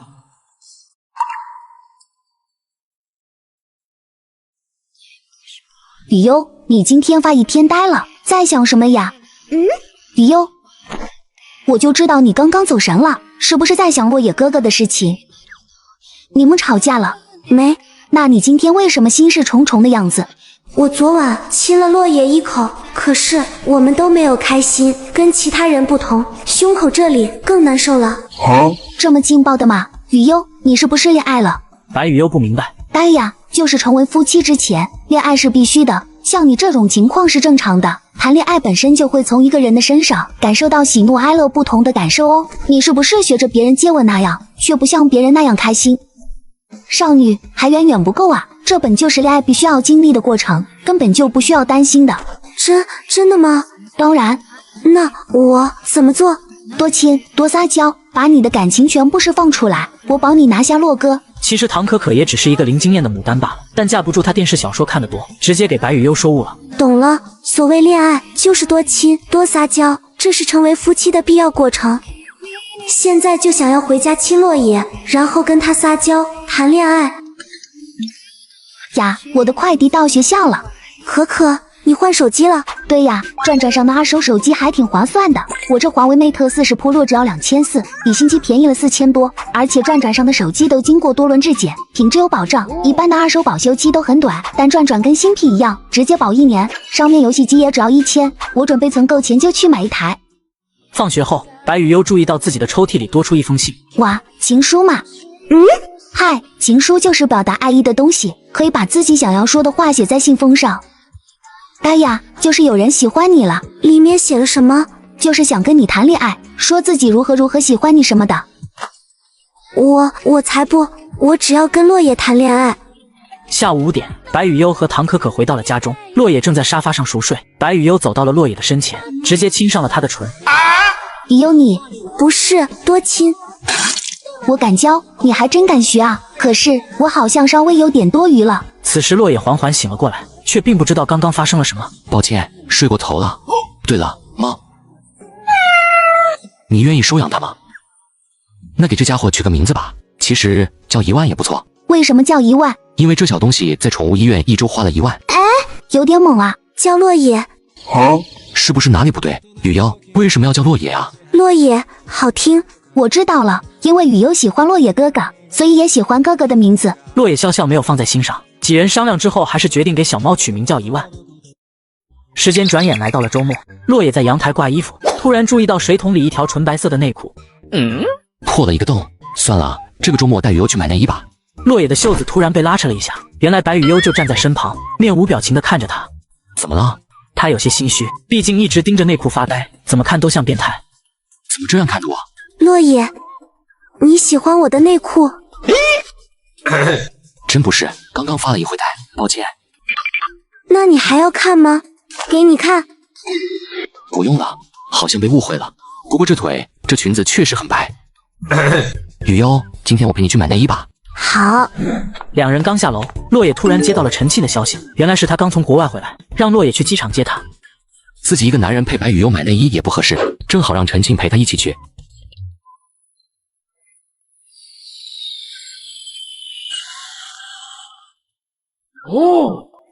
美女，打搅一下。有什么事吗？你很漂亮，可以加个绿泡泡吗？我一直戴着墨镜，你哪里看出我很漂亮？漂亮不单单指外貌，你的气质就足够有魅力了。你的话本小姐很喜欢，但我不方便，抱歉。哎，小姐，等一下。老公，你老婆要被流氓拐跑了，还不快点救我！你是谁？哎呦，你干嘛？这时安保人员走过来询问情况，在得知事情经过后，便把男人带走了。痛痛，老公帮我揉一下。还喊？好吗好吗，刚刚事出紧急嘛。让你接我，还带女孩子过来，是不是有点过分了？凑巧，你给我发消息的时候，我跟雨优刚好要出去逛街。买什么东西？买点衣服。内衣。哼，那看来我打扰你们约会了。3、2、1。你这个冷漠无情的男人，甚至都不愿意追我。你没生气，我追什么？落叶，等会我们一起去买内衣吧。难不成你希望亲自陪他买内衣？我哪里有这个想法？你要是愿意帮雨优选一下的话，那就再好不过了。我们去哪里吃饭？就边上普通的饭店。你喜欢吃什么？落叶做的饭。好好好，这样玩是吧？落叶，那我也要吃，我也要，我好久没吃过了。现在买菜的话，再做饭就很晚了，估计下午也逛不了街，而且你不是还要坐晚飞机？没关系，我想吃，我们晚上去逛内衣不就好了？怎么又变成我们2个人了？雨优，你觉得呢？想吃。其实洛爷也没有发现，刚刚一直坐在后座安静坐着的白雨优，在陈庆的促使下开始融入了话题。他知道白雨优身上发生过什么，也在用自己的方式照顾着她。洛爷，你睡呢？我去你房间看看。等等，家里没耗油了，你下楼去买一瓶吧。哼，就知道使唤我。落叶，耗油在这。嗨，多买一瓶没事。陈庆回来后，却发现桌子上早就做好了饭菜。洛爷，你不是都已经炒完菜了，为什么还要让我去买耗油？怕你坐着无聊。好啊，你个臭洛爷，说吧，要怎么补偿我？下次我再给你做一顿。行，你说的，下次就去我家做饭吧。刚好我家老头子很久没见过你了，有自家父母帮忙说肯定没问题。洛爷，这次看你还往哪跑？哎，你这么能吃？只是比一般人能吃一点，这不是正长身体吗？擦擦嘴。我来洗碗吧。不用了，我来吧，你又没洗过。洛爷，你打算在这里待多久？等雨优能够独立生活，到那个时候我就……不知为何，洛野发现自己说不出离开二字，明明他早就一开始做好了打算。这样吧，洛野，我请个阿姨过来照顾她一辈子，你跟我回公司，我还有2套别墅，你要是不愿意一起住，住另外1套都可以。陈静，你越来越不像你了。你也不像你自己。洛野，我喜欢你，喜欢你是5年了，以前我没有机会，你一直对那个女人死心塌地的，但是现在我还能有机会吗？此时的陈庆完全没有了平时的强势，在洛野的面前就像是撕碎了自己的骄傲。我真的很害怕，我害怕你，就算忘记了那个女人，你也不属于我。我暂时可能还不想谈恋爱。我知道，我当然知道，你还没走出来，所以我愿意等你，只是我这样等下去是会有结果的，对吗？陈海那家伙跟我说过，他希望我们2个可以在一起，因为我们从小一起长大，关系又好。我跟他说，不是陈静你配不上我，而是我配不上你。配与不配，并不只是物质层面上的。我为了他付出了那么多年，最后被这样抛弃，说实话不甘心是肯定有的。我在那里失去了太多，放弃了太多。像我这样的人，灵魂早已千疮百孔了。你的爱太过于耀眼，这样的你，让我怎么配得上呢？我才不管这些配不配得上，你快忘了那女的，就算是接盘，那个人也得是本小姐。你现在这叫什么？对，分手 emo 期。我不跟你吵，快把碗洗了，本小姐给你庆祝生日。Nice。下午跟你说的那些话，可不是要给你压力，别以为本小姐愁嫁，追我的人可多了。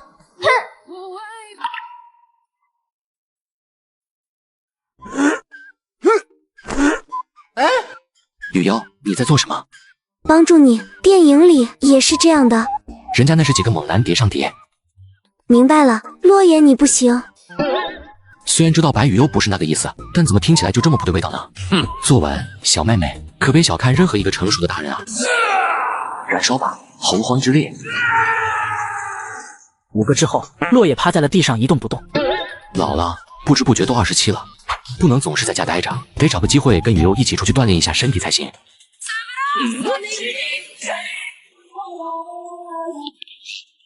起床了！废话，这都9点了。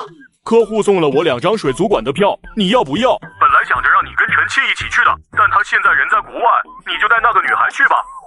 我去你家拿票。电子票，我把截图发给你。行。雨妖，一起去水族馆怎么样？水族馆？有很多海洋动物，还有表演看的那种。落叶去哪里，我就去哪里。这么依赖我，以后真的能走吗？洛野想到两人的年龄差距，不再纠结，他们终究只是暂时相交的2条线，最后会朝着不同的方向延伸而渐行渐远。两人来到楼下，白雨幽却看着车门发呆。怎么了？蜗牛。把它弄起来吧。落叶，蜗牛要去哪里？我也不知道，可能是在寻找食物吧。找到食物后呢？找朋友。那他会找到吗？会的，虽然他的行动很慢很慢，但只要前行，总会遇到在等着他的蜗牛。我也很慢很慢，落叶，你也会等我吗？我当然会等你了。那我会努力爬过来的。蠢蛋，想那么多做什么？上车。哦。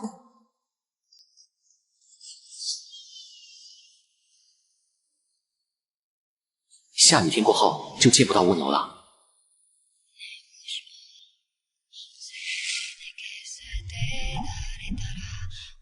雨妖，你有来过水族馆吗？那你知道水族馆是做什么的吗？我不知道，但是我只想跟你在一起。你要学会把视线朝着更多的地方看，因为这个世界远比你自己想象的要大。以后你要独自面对的风景会更多。落叶，不一起吗？落叶愕然，意识到自己的失言。我当然会跟你一起，但很多事情终究是要独自面对的。这家水族馆是网红打卡地，仅仅周末就已经很多人了。跟我来。白雨幽从未来过水族馆，他下意识地伸出手掌放在玻璃上，立刻便有几条鱼游了过来，站在这里就仿佛置身于海洋。要不要自拍一张？用你的手机吧，你的贵不少，像素也高。白雨幽把手机递了过来，屏保是一张他无意中拍的合照，两人都没有看镜头，却又刚好容纳在相框之中。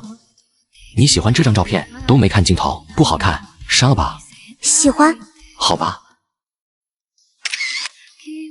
这张照片还蛮好看的，走吧，还有很多动物你没见过，这个水族馆还有海豚表演。海豚？对。海豚是什么？看完海豚表演，两人渐渐走到一家照相馆前。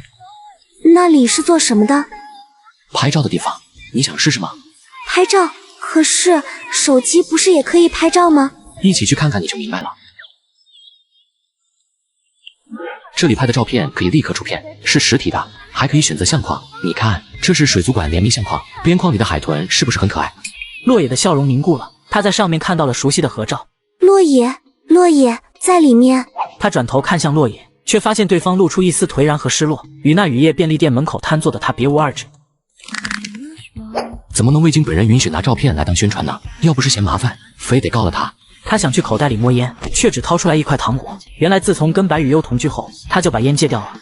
嘴里的糖好似是苦的，无数混乱的情绪从四面八方涌了过来，他的头开始疼了起来，就像是有人拿了把锥子狠狠刺入大脑中，然后用力搅动。落野，怎么？落野，你在难过？白雨幽不明白到底发生了什么，但还是用力抱紧了他，企图给他分点能量。雨幽，我可以抱抱你吗？她是我前女友，以前我们也来过这个水族馆拍大头照。前女友？一个我爱了很多年的女人，为了她，我付出了很多。但你知道吗？我在那段恋爱之中并没有尊严，我自以为能够融化对方的心，却没有想到自己只不过是一厢情愿。所谓付出，最后也只是感动了自己。不对等的恋爱是没有结果的。其实到了最后，我发现我对她并非完全是爱意，只是不甘心罢了。白雨幽不懂这些，却仍然安静地听着，因为他知道落野在难过，落野难过，他就难过。不用担心我，其实我只需要一点时间而已。我本以为自己无处可去，但现在我有了想要做的事情。落野嘴里的糖又开始甜了起来，给他带来温暖的不是玻璃窗外的阳光，而是少女刚刚身上的温度。要不要拍一张大头照？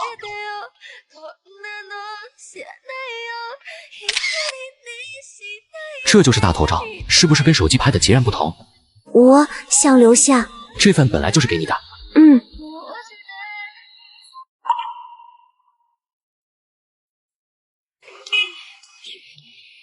落野，生日快到了吗？对，就是这周，是我们的生日。想要什么礼物？什么都可以吗？如果可以的话，我想要落叶跟我结婚。你还没到年龄，谁教你的？可可，他是恋爱大师。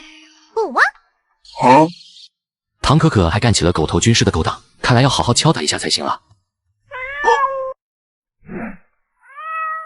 还以为是1万头跑出来了，不过话说回来，这猪长得有点像猫啊，不知道是谁家跑出来的。走，我们去楼上问问。火锅，原来你在这里啊！谢谢你啊，小伙子，我还以为再也见不到这小家伙了呢。小伙子，你不是他家里的人吧？这老人家似乎知道一些白雨优的事情，要不要进来坐坐？雨优，你先回去吃饭，我跟老人家聊一聊。好，我等你回来。有事记得给我打电话。落叶，你换新手机了，那旧的呢？早卖了，我那台华为 Mate 50 Pro 放转转上回收了1700多呢。这价格还可以啊。像我换下来的旧手机、平板、手表啥的，都会约转转工程师免费上门估价，价格满意现场打钱，特别靠谱。总之听我的，二手回收认准转转 APP 就对了。老人家，实不相瞒，我想知道白雨优家的事情。既然你想知道，我就把我知道的告诉你。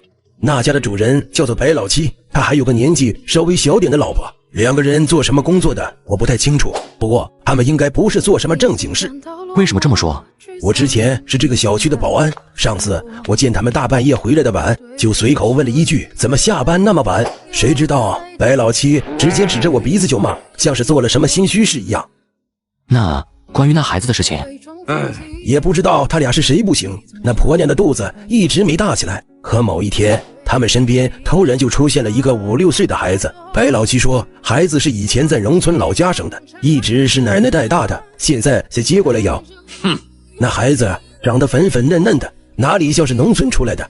不过每次有人问起这事，他都红着脸嚷嚷着再胡说就砍人。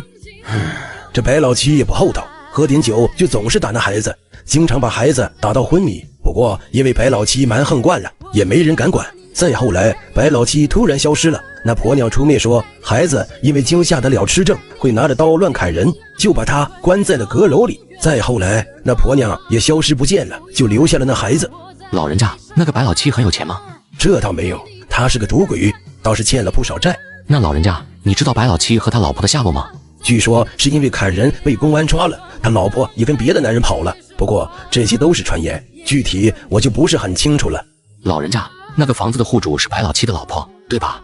应该是吧。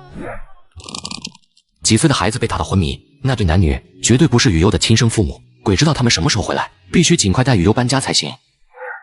落叶，雨优怎么不吃早餐？落叶还没回家，吃饱是一件开心的事情，想跟落叶一起开心。好了，坐下吃饭吧。雨优，你还记得自己小时候的事情吗？小时候，大概5、6岁的时候，还有记忆吗？大概还记得什么？很饿，还有身体很痛。落叶感觉呼吸都不畅快了起来，仿佛周围的空气都凝结如泥沼。今天请假了，我带你出去走走。好。有没有想去的地方？想跟落叶在一起。我不是就在这里？这就够了。我带你去海边吧。海？是不是很久没去了？我没去过。吃完早餐我们出发吧。好。白雨优家距离海边不算很远，大概只有20分钟的车程。雨优，你信我吗？把眼睛闭上。好了，睁开眼吧。那就是海。对，那就是海。我好像来过。这样的景色似乎曾经存在过他的大脑之中，却蒙上了一层模糊的滤镜。还好看吗？好看，没电影好看。当然不可能比电影好看，电影里的大海是会经过后期修改出来的。落叶，手手。落叶，那是什么？太阳伞，防止晒伤用的。落叶，他们也不穿衣服。笨蛋，那是泳衣，跟内衣好像一样，还是有区别的。落叶耐心地回答着白雨优的问题。所谓读万卷书不如走万里路，很多知识并不是读出来的，那是贝壳。可以带回家吗？当然可以了。两人走着走着便来到了浅滩，一层又一层的海水打来，湿润了两人沾满沙子的脚。落叶，什么？这个贝壳不太一样。贝壳之前都是活的，而你手里这个就是。白羽幽闻言把它埋回了沙子里，又继续捡起了贝壳。不同的是，他不再捡碧壳的活贝，一晃半天就过去了。天色逐渐昏暗了下来，落叶跟白羽幽坐在一颗礁石上，看着远处的夕阳。大海是不是挺不错的？落叶突然感觉到脸颊传来湿润，夕阳下，少女对落叶展开了偷袭。为什么？夫妻要多亲亲。是不是唐可可教的？落叶，你也亲亲我。望着对方那不容拒绝的眼眸，落叶浅浅落下一吻。白羽幽不懂亲吻的含义，却感到很开心，因为唐可可说夫妻就是会做这样的事情。回家吧。好。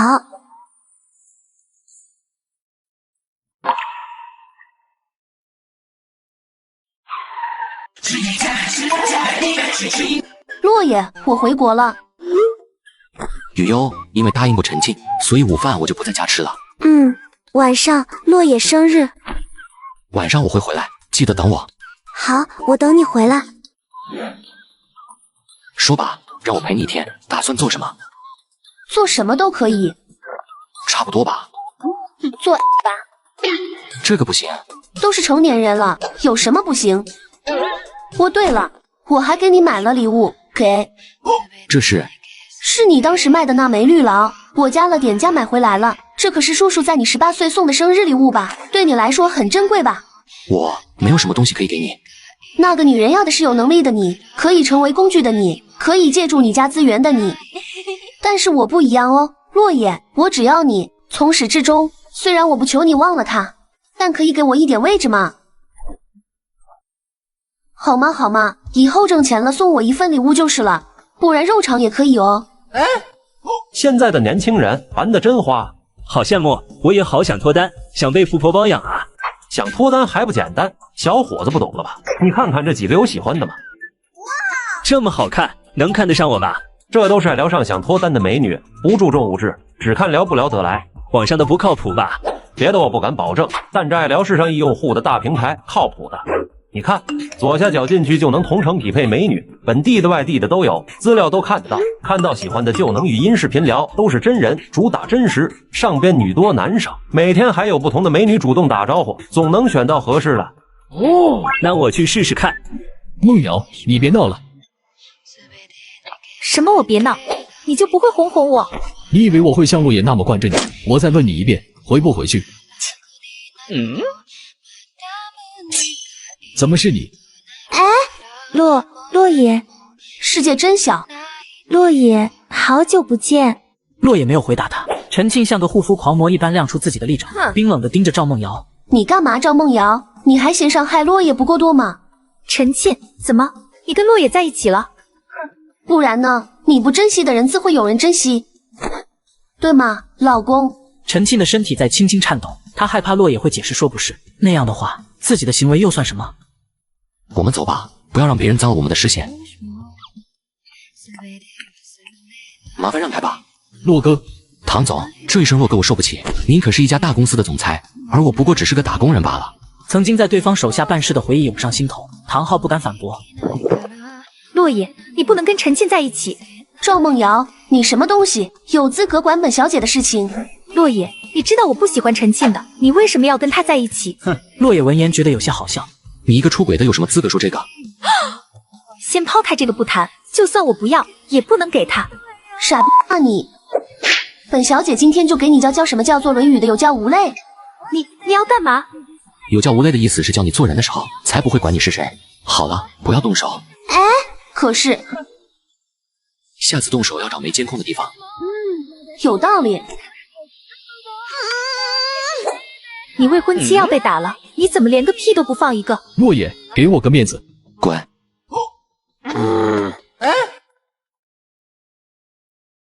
陈大小姐，他们都走了，你还要抱多久？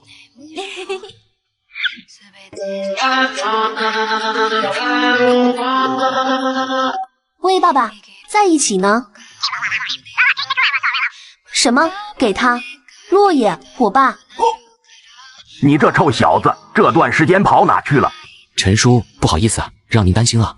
多余的事情就别想了，今晚过来吃饭，你阿姨亲自下厨给你庆生，现在已经买好菜了，知道了吗？落叶想起家里的白羽幽。陈叔，我晚上可能没空。陈叔，阿姨，好久不见。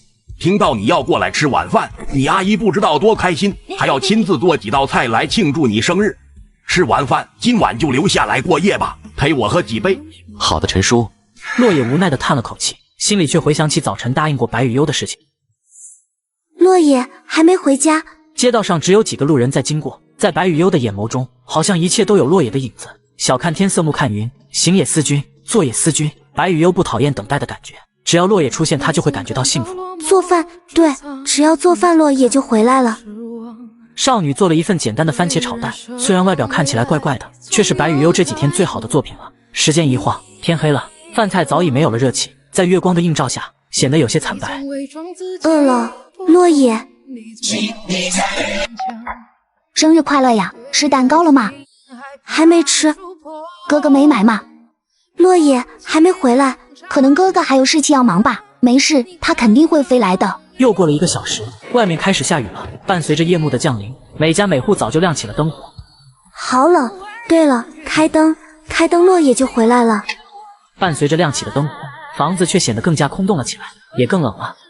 洛野，我想你了。拨通洛野的电话号码，却没人接。少女蜷缩着身子，不知不觉中睡着了。她梦到洛野回来了，可睁开眼，客厅依旧空荡荡。于是白雨优再次闭上眼睛，因为梦里也能见到洛野呢。雨优，雨优，你在做什么？洛野，我在做梦。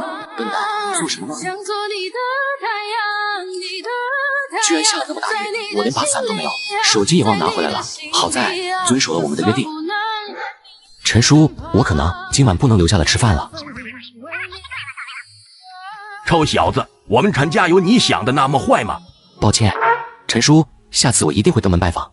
抱歉个屁，赶紧把那可怜孩子接过来，一起吃不就好了？真该死啊！关键时刻怎么下起雨来了？他打算给白雨优发个信息，却发现手机落在陈庆家里了。怎么会有丢手机的习惯呢？因为堵车加暴雨天气，洛野足足多花了1个半小时才到小区门口，这才有了今天这一幕。洛野，我刚刚在想你。是吗？有多想？很想很想。把车开到陈庆家后，洛野领着白雨优走进了别墅。这里的灯光充斥着每一个角落，是白雨优从未感受过的东西。洛野取出白雨优做的菜放在了餐桌上，虽然比起那些大菜显得有些格格不入，却没有一个人出声说些什么。面对着周围一圈人充满善意的目光，白雨优的目光却注意到了窗外，雨好像停了。洛野在难受。看着洛野不算好的模样，白雨优下意识地望向洛野经常受伤的地方，伤口又肿了。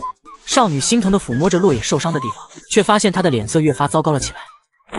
好像老师说过，口水可以消毒来着，试试。雨优，你醒了。臭小子，把这里当自己家就行，以后记得常回来看看，记得把雨优也带上，这丫头太让人心疼了，你阿姨稀罕她。陈叔，阿姨，没什么事的话，我和雨优就先回去了。阿云，你有没有觉得她有点像阿贤？你觉得她会不会是阿贤那走失的女儿？你讲真的？没记错的话，阿贤的女儿现在应该也是17、18岁的样子了。确实有这个可能，得找时间问问那丫头的情况。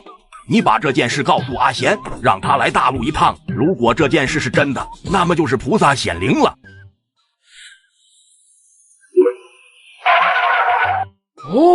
太好了，我的快递终于到了。快递？这么精彩的剧情肯定需要一个好的设备观看，所以我换了新手机。转转上的二手手机还挺划算的，我这苹果13只要2500，比新机便宜了3000多，省下来的钱都够看场哥哥的演唱会了。而且转转上的手机都经过多轮质检，品质有保证。一般的二手保修期都很短，但转转跟新品一样，直接保1年。上面的笔记本也只要1700多，我准备存够钱就去买一台。雨优，等回去后你就在家里待着吧，我要出去一下。洛野，去哪？一个我自己都不想去的地方。我想一起。可能会有点无聊。只要跟洛野一起，我都愿意。洛野开车带着白雨优来到一处墓园。这是洛野爸妈。昨晚我梦到了他们。雨优，你知道吗？我跟我爸妈其实并不亲密。我不喜欢妈妈的啰嗦，她总是担心我是不是工作太累，吃的是不是不好，是不是经常不记得吃饭，总是熬夜。我也不喜欢我爸的逞强，不喜欢他那沉默的背影，不喜欢他默默扛起一切责任，不喜欢他明明受了伤，却拼命说自己没事。白羽悠安静地聆听着，他意识到，原来一直挡在自己面前巍峨的大山，也有属于自己脆弱的一面。我总是理所应当地享受着父母对我的爱，但我却羞于告诉他们自己的心情。当他们发生车祸后，我才发现自己已经失去了最爱的2个人。儿子不孝，来这里是不是有点无聊？没有哦。抱抱吗？可以补充能量。落叶。所以人最后的终点就是死掉吗？死亡不是终点，生死本就不是对立的，而死只是作为生的一部分存续罢了。那终点是什么？大概是遗忘吧，它比死亡要可怕。这个世界上没有你的痕迹，也没有人记得你，就好像你从来没有来过这个世界一样。白羽悠突然走到了墓碑前，认认真真的上下看着。怎么了？我在记住落叶爸妈的名字，这样这个世界就多一个人记得他们了。笨蛋，羽悠，我们回家吧。回到小区，两人注意到一个陌生的身影正站在家门前。羽悠的母亲。白羽悠，房门的锁是你换的。你又是谁？姑姑，先进来再说吧。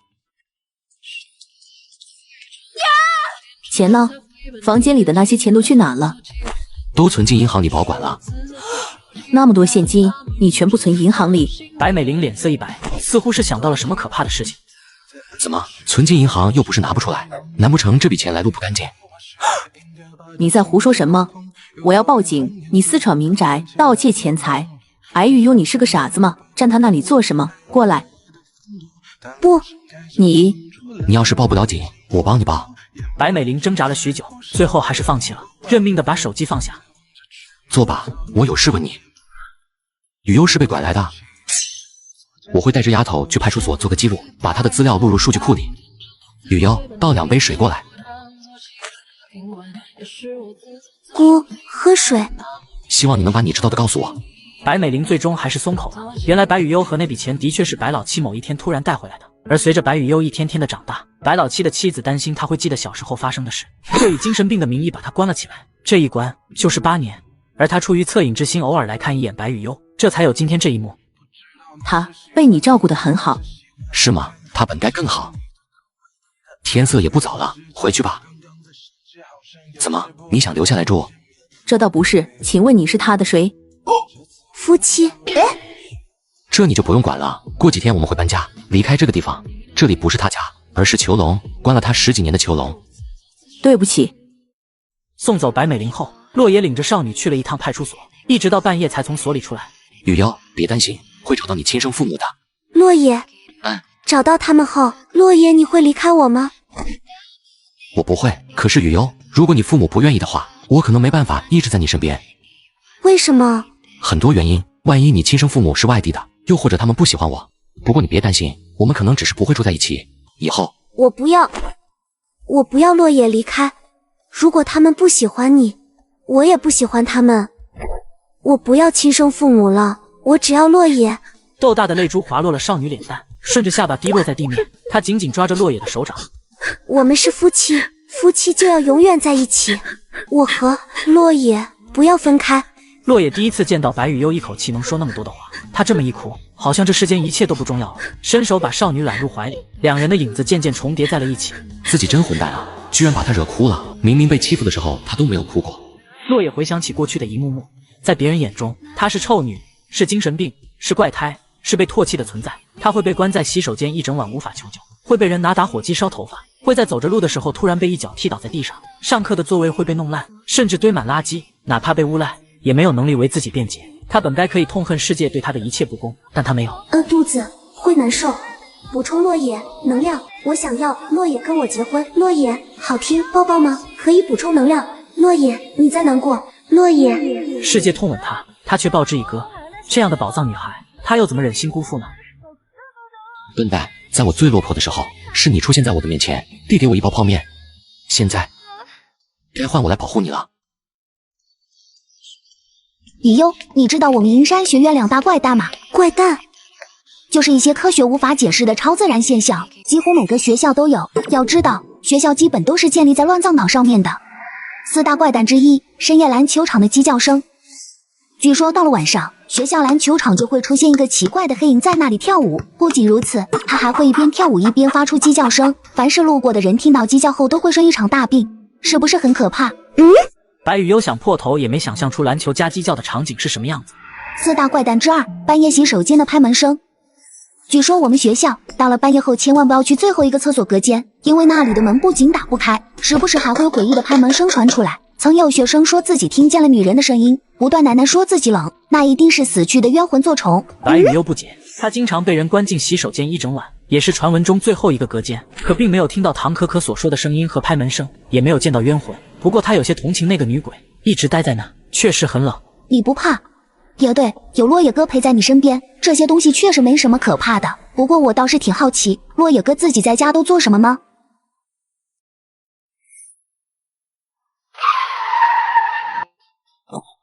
以后这里就是新家了，也不知道雨优会不会喜欢这里。麻烦你们了，费用我已经转过去了。老弟年纪轻轻就住上了别墅，还有一个美若天仙的女朋友，可真让人羡慕啊！是啊，不像我们天天忙着做事，也没啥机会去认识女孩子。老哥，这有啥？你上新域上找找也能有这样的女孩子当对象。新域就这个专门找对象的，你看都是附近真心来找对象的单身美女，这多的是温柔甜妹、贤惠淑女，你喜欢哪个直接都能语音视频。我还真没玩过这种网上的玩意，就怕不靠谱。对呀，美女能看得上我们这些大老粗吗？放心，新域上的照片资料就是美女本人认证，长相、身材、工作都看得清清楚楚。我身边都用这个成好多对了，而且里头的美女不看重这些，就看两个人聊不聊得来，喜欢你就会主动来追你，相处起来也都特别热情大方。这么多主动给你打招呼的，那都是对你有意思的。不信的话，你直接点我左下角下的，都是等你回消息的美女，脱单真就是分分钟的事儿。行兄弟，我信你，这就下一个。就是他。无涯，小妹妹，就是你害的无涯退学吧？臭女，今天可算是被我蹲到你了。以前竟然没发现，你长得倒是有点东西，怪不得那些男生会喜欢你。贱货！白羽优下意识想说对不起，却又想起了落野曾经说过的话。我不是。你敢打我？打你怎么了？我也敢。或许你们欺负雨优。这个丫的！哼，大叔宝妹，既然你也不是太君，那可就别怪我连你一起收拾了。花姑娘，花姑娘，花姑娘，哦，花姑娘。白羽优的头狠狠地磕在了地上，鲜红的血顺着头发往下流。他无神地睁着眼睛，只感觉大脑一片眩晕，力气也使不出来了。出血了，是不是太过了？怕个屁！把他衣服扒了，拍个照还怕他传出去不成？哦，也是。蝈蝈，你的雨优被欺负了，快来救！大叔宝妹，你这是在找死！这年头，在路边散个不都不安分。你们连他都敢惹，真不怕我兄弟给你们脑瓜开瓢啊！你又是谁？我只是一个路过的卡面来打罢了。什么东西？好吧，其实我是一个练习2年半的高级忍者。哼，神经病！一起上，弄他！哼，算算时间也差不多了。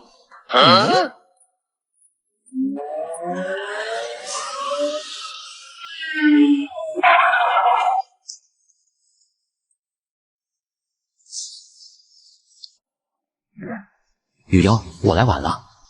我做错了。没有，雨优做得很好。陈海，你先带他们去医院。乖，在医院等我。真是好久都没有活动手脚了。接下来就该解决我们之间的恩怨了。你要干嘛？我让你说话了吗？臭小子，你敢动手？动手怎么了？你敢打我大哥，你完！我不光要打你大哥，我还要打你。还有你站在那不说话，不把我放在眼里是吧？误会，大哥，我误会你。解决完乌鸦等人后，落野乘车赶到了医院。怎么样，雨优和可可的丫头没事吧？还好，伤得不算严重，2个人只是暂时昏迷了过去。谢了，欠你一个人情。从小穿一条裤子长大的，你的事就是我的事，跟兄弟客气什么？不过说起来，吴雅那些人你是怎么处理的？哎呀，小路子，怎么突然给我打电话了？韩哥，我有点难受。怎么？你遇到麻烦了？洛野把刚刚发生的事情说了一遍。这个世界对待善良之人应该是温柔的，雨优不应该被这样对待。虽然我已经出手教训了他们，但我还是咽不下这口气。好了，我懂你，你个傻瓜。喜欢仗势欺人吗？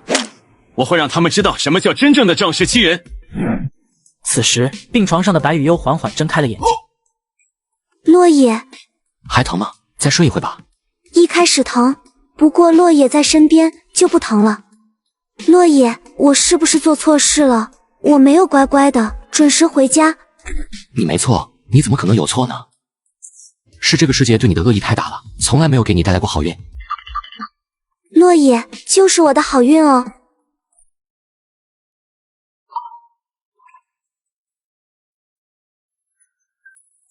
落野，前面也要洗。抬起胳膊。哦。洛野把白雨优身前的泡泡涂抹均匀后，再用花洒给冲干净，感受着刚刚掌心中的触感。虽然洛野渐渐开始习惯这一切，但终究还是逃避不了人之常情。洛野，你的伤口又肿起来了，涂药。别突然上手摸呀，疼。韩哥，小路子，那几个家伙的事情解决喽。粪坑竞速，有个差点游不动的多香了几口，你要不要看看视频？不用了，谢了。小诗，我也喜欢那孩子，怎么能让他被欺负呢？喂他。好了，我还有事，先关了啊。一个朋友，好了，回房间吧。有句话叫做中年夫妻亲一口，噩梦能做好几宿，哪怕是夫妻，偶尔也是会分房睡的哦。洛野耐心地向少女解释着，毕竟如果天天睡在一起，他担心哪天自己就真变成畜生了。我们年轻，会做好梦的。不行，为了让你独立，从今天开始，一周有一天要分开睡。哦。深夜，房间突然传来一阵细微的脚步声，一道身影靠近后钻进了洛野被窝里，纤细的腿熟练地压了上来。雨优，你又不听话了。白雨优的脸蛋埋在洛野的肩膀上，小手悄悄递出一张小卡片。12点了，新的一天到了，雨优已经睡了哦，你只需要抱着他入睡。好家伙，你哥只给我卡 bug 呢，平时也不见你那么聪明。第二天清晨，洛野突然接到了陈怡的电话。小洛呀，那孩子现在在你身边吗？没有，我现在在客厅。小洛，你嫌疑曾经有个女儿，后面不见了。他得知那丫头的情况后，连夜从国外赶了回来，去做了亲子鉴定。结果是什么？雨优丫头是你嫌疑曾经丢失的女儿。嫌疑打算怎么做？阿贤就那么一粒女，肯定要带回国外一起生活的。如果雨优希望在大陆这边生活呢？小洛，让她回亲生父母身边是最好的选择。那孩子被拐了10年，他需要一个家，对吧？找到他们后，洛野，你会离开我吗？我不会，可是雨优，如果你父母不愿意的话，我可能没办法一直在你身边。为什么？万一你亲生父母是外国人，又或者他们不喜欢我不要洛野离开。陈怡，我觉得这件事需要尊重雨优的意见，她是一个独立的个体，不能由我们决定她将来的生活。谁的电话？陈怡跟我说了一下晚上去她那里吃饭的事情。洛野不开心？没有，雨优，晚上陪我一起去吧。好。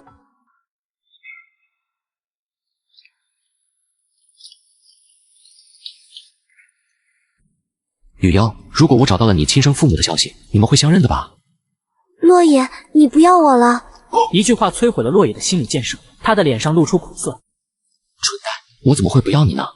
我哪也不去，我只要洛野。两人来到陈毅家，几道人影早已在门前等候多时。雨柔，嫌疑的女儿叫做周雨柔，雨优和雨柔其实还挺像的。白雨优反应了过来，猛地推开了周母，躲在了洛野的身后，漂亮的脸蛋上浮现出恐惧。雨柔，别怕，我在呢。周叔，我们先进去说吧。是啊，先进来吃饭吧，边吃边聊。雨优受过很多伤害，所以比较依赖我一些。雨柔，周母的心如刀别般疼痛。自从女儿失踪后，她就再也没有睡过一天踏实觉，每天夜里耳畔总有女儿的呼唤声。而自从在陈母的口中得知女儿的经历后，内心的自责更是每时每刻都在狠狠地勒住了她的心脏。雨柔，跟妈妈回家好不好？我们住大别墅，吃大餐，妈妈带你去旅游，天天去 shopping， 我们忘掉那些不开心的，好不好？白雨优听到回家2字后，抵抗的情绪更加激烈了。他紧紧地抓着落野的手，身体不停地颤抖。雨柔，你讲，想要什么妈妈都能满足你，只要你肯跟我回家。不要！少女罕见的提高音量，仿佛一根利剑狠狠地刺进周母心脏。嫌疑，明明雨优也可以像个小公主一般健康长大，而不是在那阴暗的阁楼里天天发呆。天杀的人贩子，究竟要毁坏多少个家庭才能善罢甘休？陈海，你先帮我把雨优带到客厅那边坐一会，我有话想要单独跟嫌疑他们说。嫌疑，雨优目前的情况暂时不太适合跟你们回去。为什么？她大概是2、3岁被拐的，那时的记忆太过模糊。现在的你们对雨优来说和陌生人也差不多，而且她现在很依赖我，但在这之前情况根本就不是这样的。她几乎每天都被虐待，没有人教导她该如何生活。落野碎碎念着自己跟雨优之间的事情，仿佛永远都说不完一般。我原本打算让雨优成功独立后就离开的，但自从那天从警察局里出来后，我想清楚了，如果可以的话，请尊重雨优的选择，在她独立之前，暂时先不要打扰她的生活。气氛突然安静了下来，陈家几人没想到，原本一向敬重长辈的落野，此时却站在了雨优父母的对立面。不行，我女儿不能跟你待在一起。别怪你嫌疑说话难听，没有哪个父母愿意把女儿留在一个男人身边，而且还是差不多同龄人，万一不小心发生什么，这可是男人的本性。这时一旁的陈叔看不下去了。阿贤，你在质疑我家小洛的人品？如果不是小洛，你女现在还在吃泡面巡街捡垃圾，真要搞大肚子，她现在都能生3个了。小洛，你刚刚说话也难听，再怎么说，人家也是对方的亲生父母。我知道你着急了，说话还是要注意分寸。洛也知道对方是在给自己台阶下。我刚刚说错话了，对不起。但雨优现在生活在不断变好，所以我希望雨优能够继续留在这里，暂时先不回去。算了，不打紧。就在此时，陈海带着白雨优走了过来。雨优，他们毕竟是你的亲生父母，打个招呼吧。爸爸妈妈，我要留在洛野身边。雨柔，真的没有商量吗？也不是我信不过小洛，实在是。周母的思想比较传统，实在接受不了女儿和洛野孤男寡女住在一起。洛野不是你想的那样，我想跟他洗澡，他还不愿意呢，就只能偶尔。你别提这个呀，真要把我当变态了。既然如此，你们先订婚吧。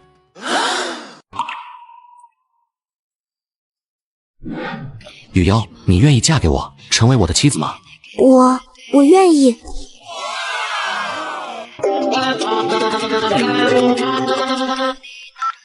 洛野，赵梦瑶，我们已经分手了，给我打电话做什么？洛野，我后悔了，我和唐昊已经分手了，我现在是单身状态。所以呢，跟我有什么关系？没其他事我就挂了。等一下，洛野，现在公司资金周转不过来，就差500万，你能不能帮我？当初是你亲手把我踹走的，现在又想让我帮你。我现在是个失业的穷光蛋，你让我拿什么帮你？洛野，你不用瞒我了，我都知道了。你最近傍上了一个富婆，对不对？你把她钱挪出来给我不就好了？哼，赵梦瑶，你现在已经摧毁了在我心里最后一丝好感。可以，晚上亲自来昆山公园取，我只有现金。耶！洛野，我就知道你还是爱我的。对了，我现在还有事要做，见面再说吧。晚上7点，赵梦瑶早早的便来到了约定的地方。明明约好晚上在公园见面的，她怎么还没有来？我知道了，她一定是想趁着这个机会向我表白，打算给我个惊喜吧。随着天气逐渐变冷，赵梦瑶等了足足2个小时，却没有等来她期盼的惊喜。她此时才意识到自己被耍了。死洛野竟然敢耍我！陈沁，一定是陈沁那个贱人出的主意。第2天，洛野带着白雨优来到婚纱店。洛野，裙子长，拉链。白雨优转过身去，雪白的肌肤让洛野呼吸一滞。洛野又肿了。白雨优伸手向伤口探去，却脚下一滑，2人碰巧亲到了一块，一时间一股暧昧的气息弥漫开来。好了，继续看衣服吧。洛野，我想去洗手间。我等你。换上平常的衣服，白雨优直奔厕所而去，不料刚进门就被人狠狠打了一闷棍。洛野，原来你不只和陈沁在一起，还背着他找了别的女人。就在这时，赵梦瑶发现墙角处还有个意外之喜。陈沁，你竟然也在！原来陈沁得知洛野订婚后一直躲着他，却还是忍不住想在他们出国前多看一眼，这才有了现在这一幕。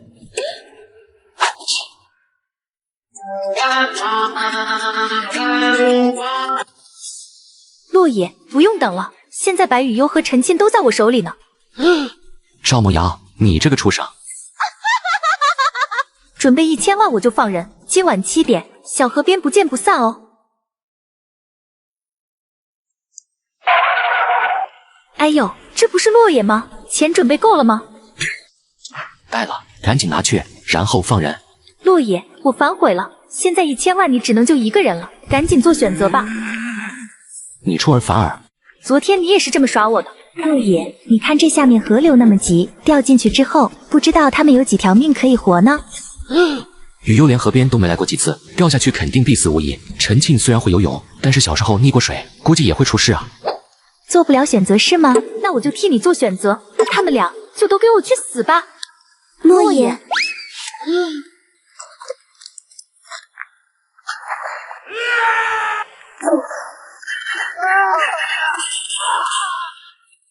我要让你给他们陪葬。落叶，不要冲动。如果雨幽真的出事了，你会难过一辈子吧？有本小姐在，怎么可能让这种事发生？陈静，你……他好像昏迷过去了，快打120吧。很快几人就赶往了医院，在医生坚持不懈的抢救下，白雨幽脱离了生命危险。雨幽，你终于醒了。落叶，我在呢，还难受吗？难受，但我害怕他再也看不到落叶了。乖，难受就休息，在你康复前，我会一直在这里陪着你的。陈庆姐姐，把你送到医院后，他就离开了，好像是有事要出国一趟。白雨幽还想说些什么，但由于身体虚弱，很快又睡着了。25分钟后，双方长辈赶了过来。雨柔，我苦命的孩子。阿姨，雨幽没事，她只是睡着了。说起来，这事也怪我。没事就好。小洛，我想清楚了，女儿失踪了10年，如果不是你，她可能还要继续过着被虐待的日子。我和你周叔更不会找到她。我同意你们的婚事了。小洛，你们结婚后就和我们一起回去吧。不久后，公安赶来将赵梦瑶逮捕，因其绑架、诈骗和蓄意谋杀，直接判了20年。时光飞逝，岁月如梭，两人总算来到结婚的日子。白雨幽身穿婚纱，像是高贵的公主。雨幽，你好漂亮啊！果然新娘子就是全世界最美的女人。你说落叶哥哥会喜欢今天的我吗？当然呀，你这么美若天仙，我都想娶，他肯定也会被你迷倒的。有请美丽的新娘入场。落叶这小子总算是完成任务了，为父可真是操碎了心。他们郎才女貌，也算是天生一对呢。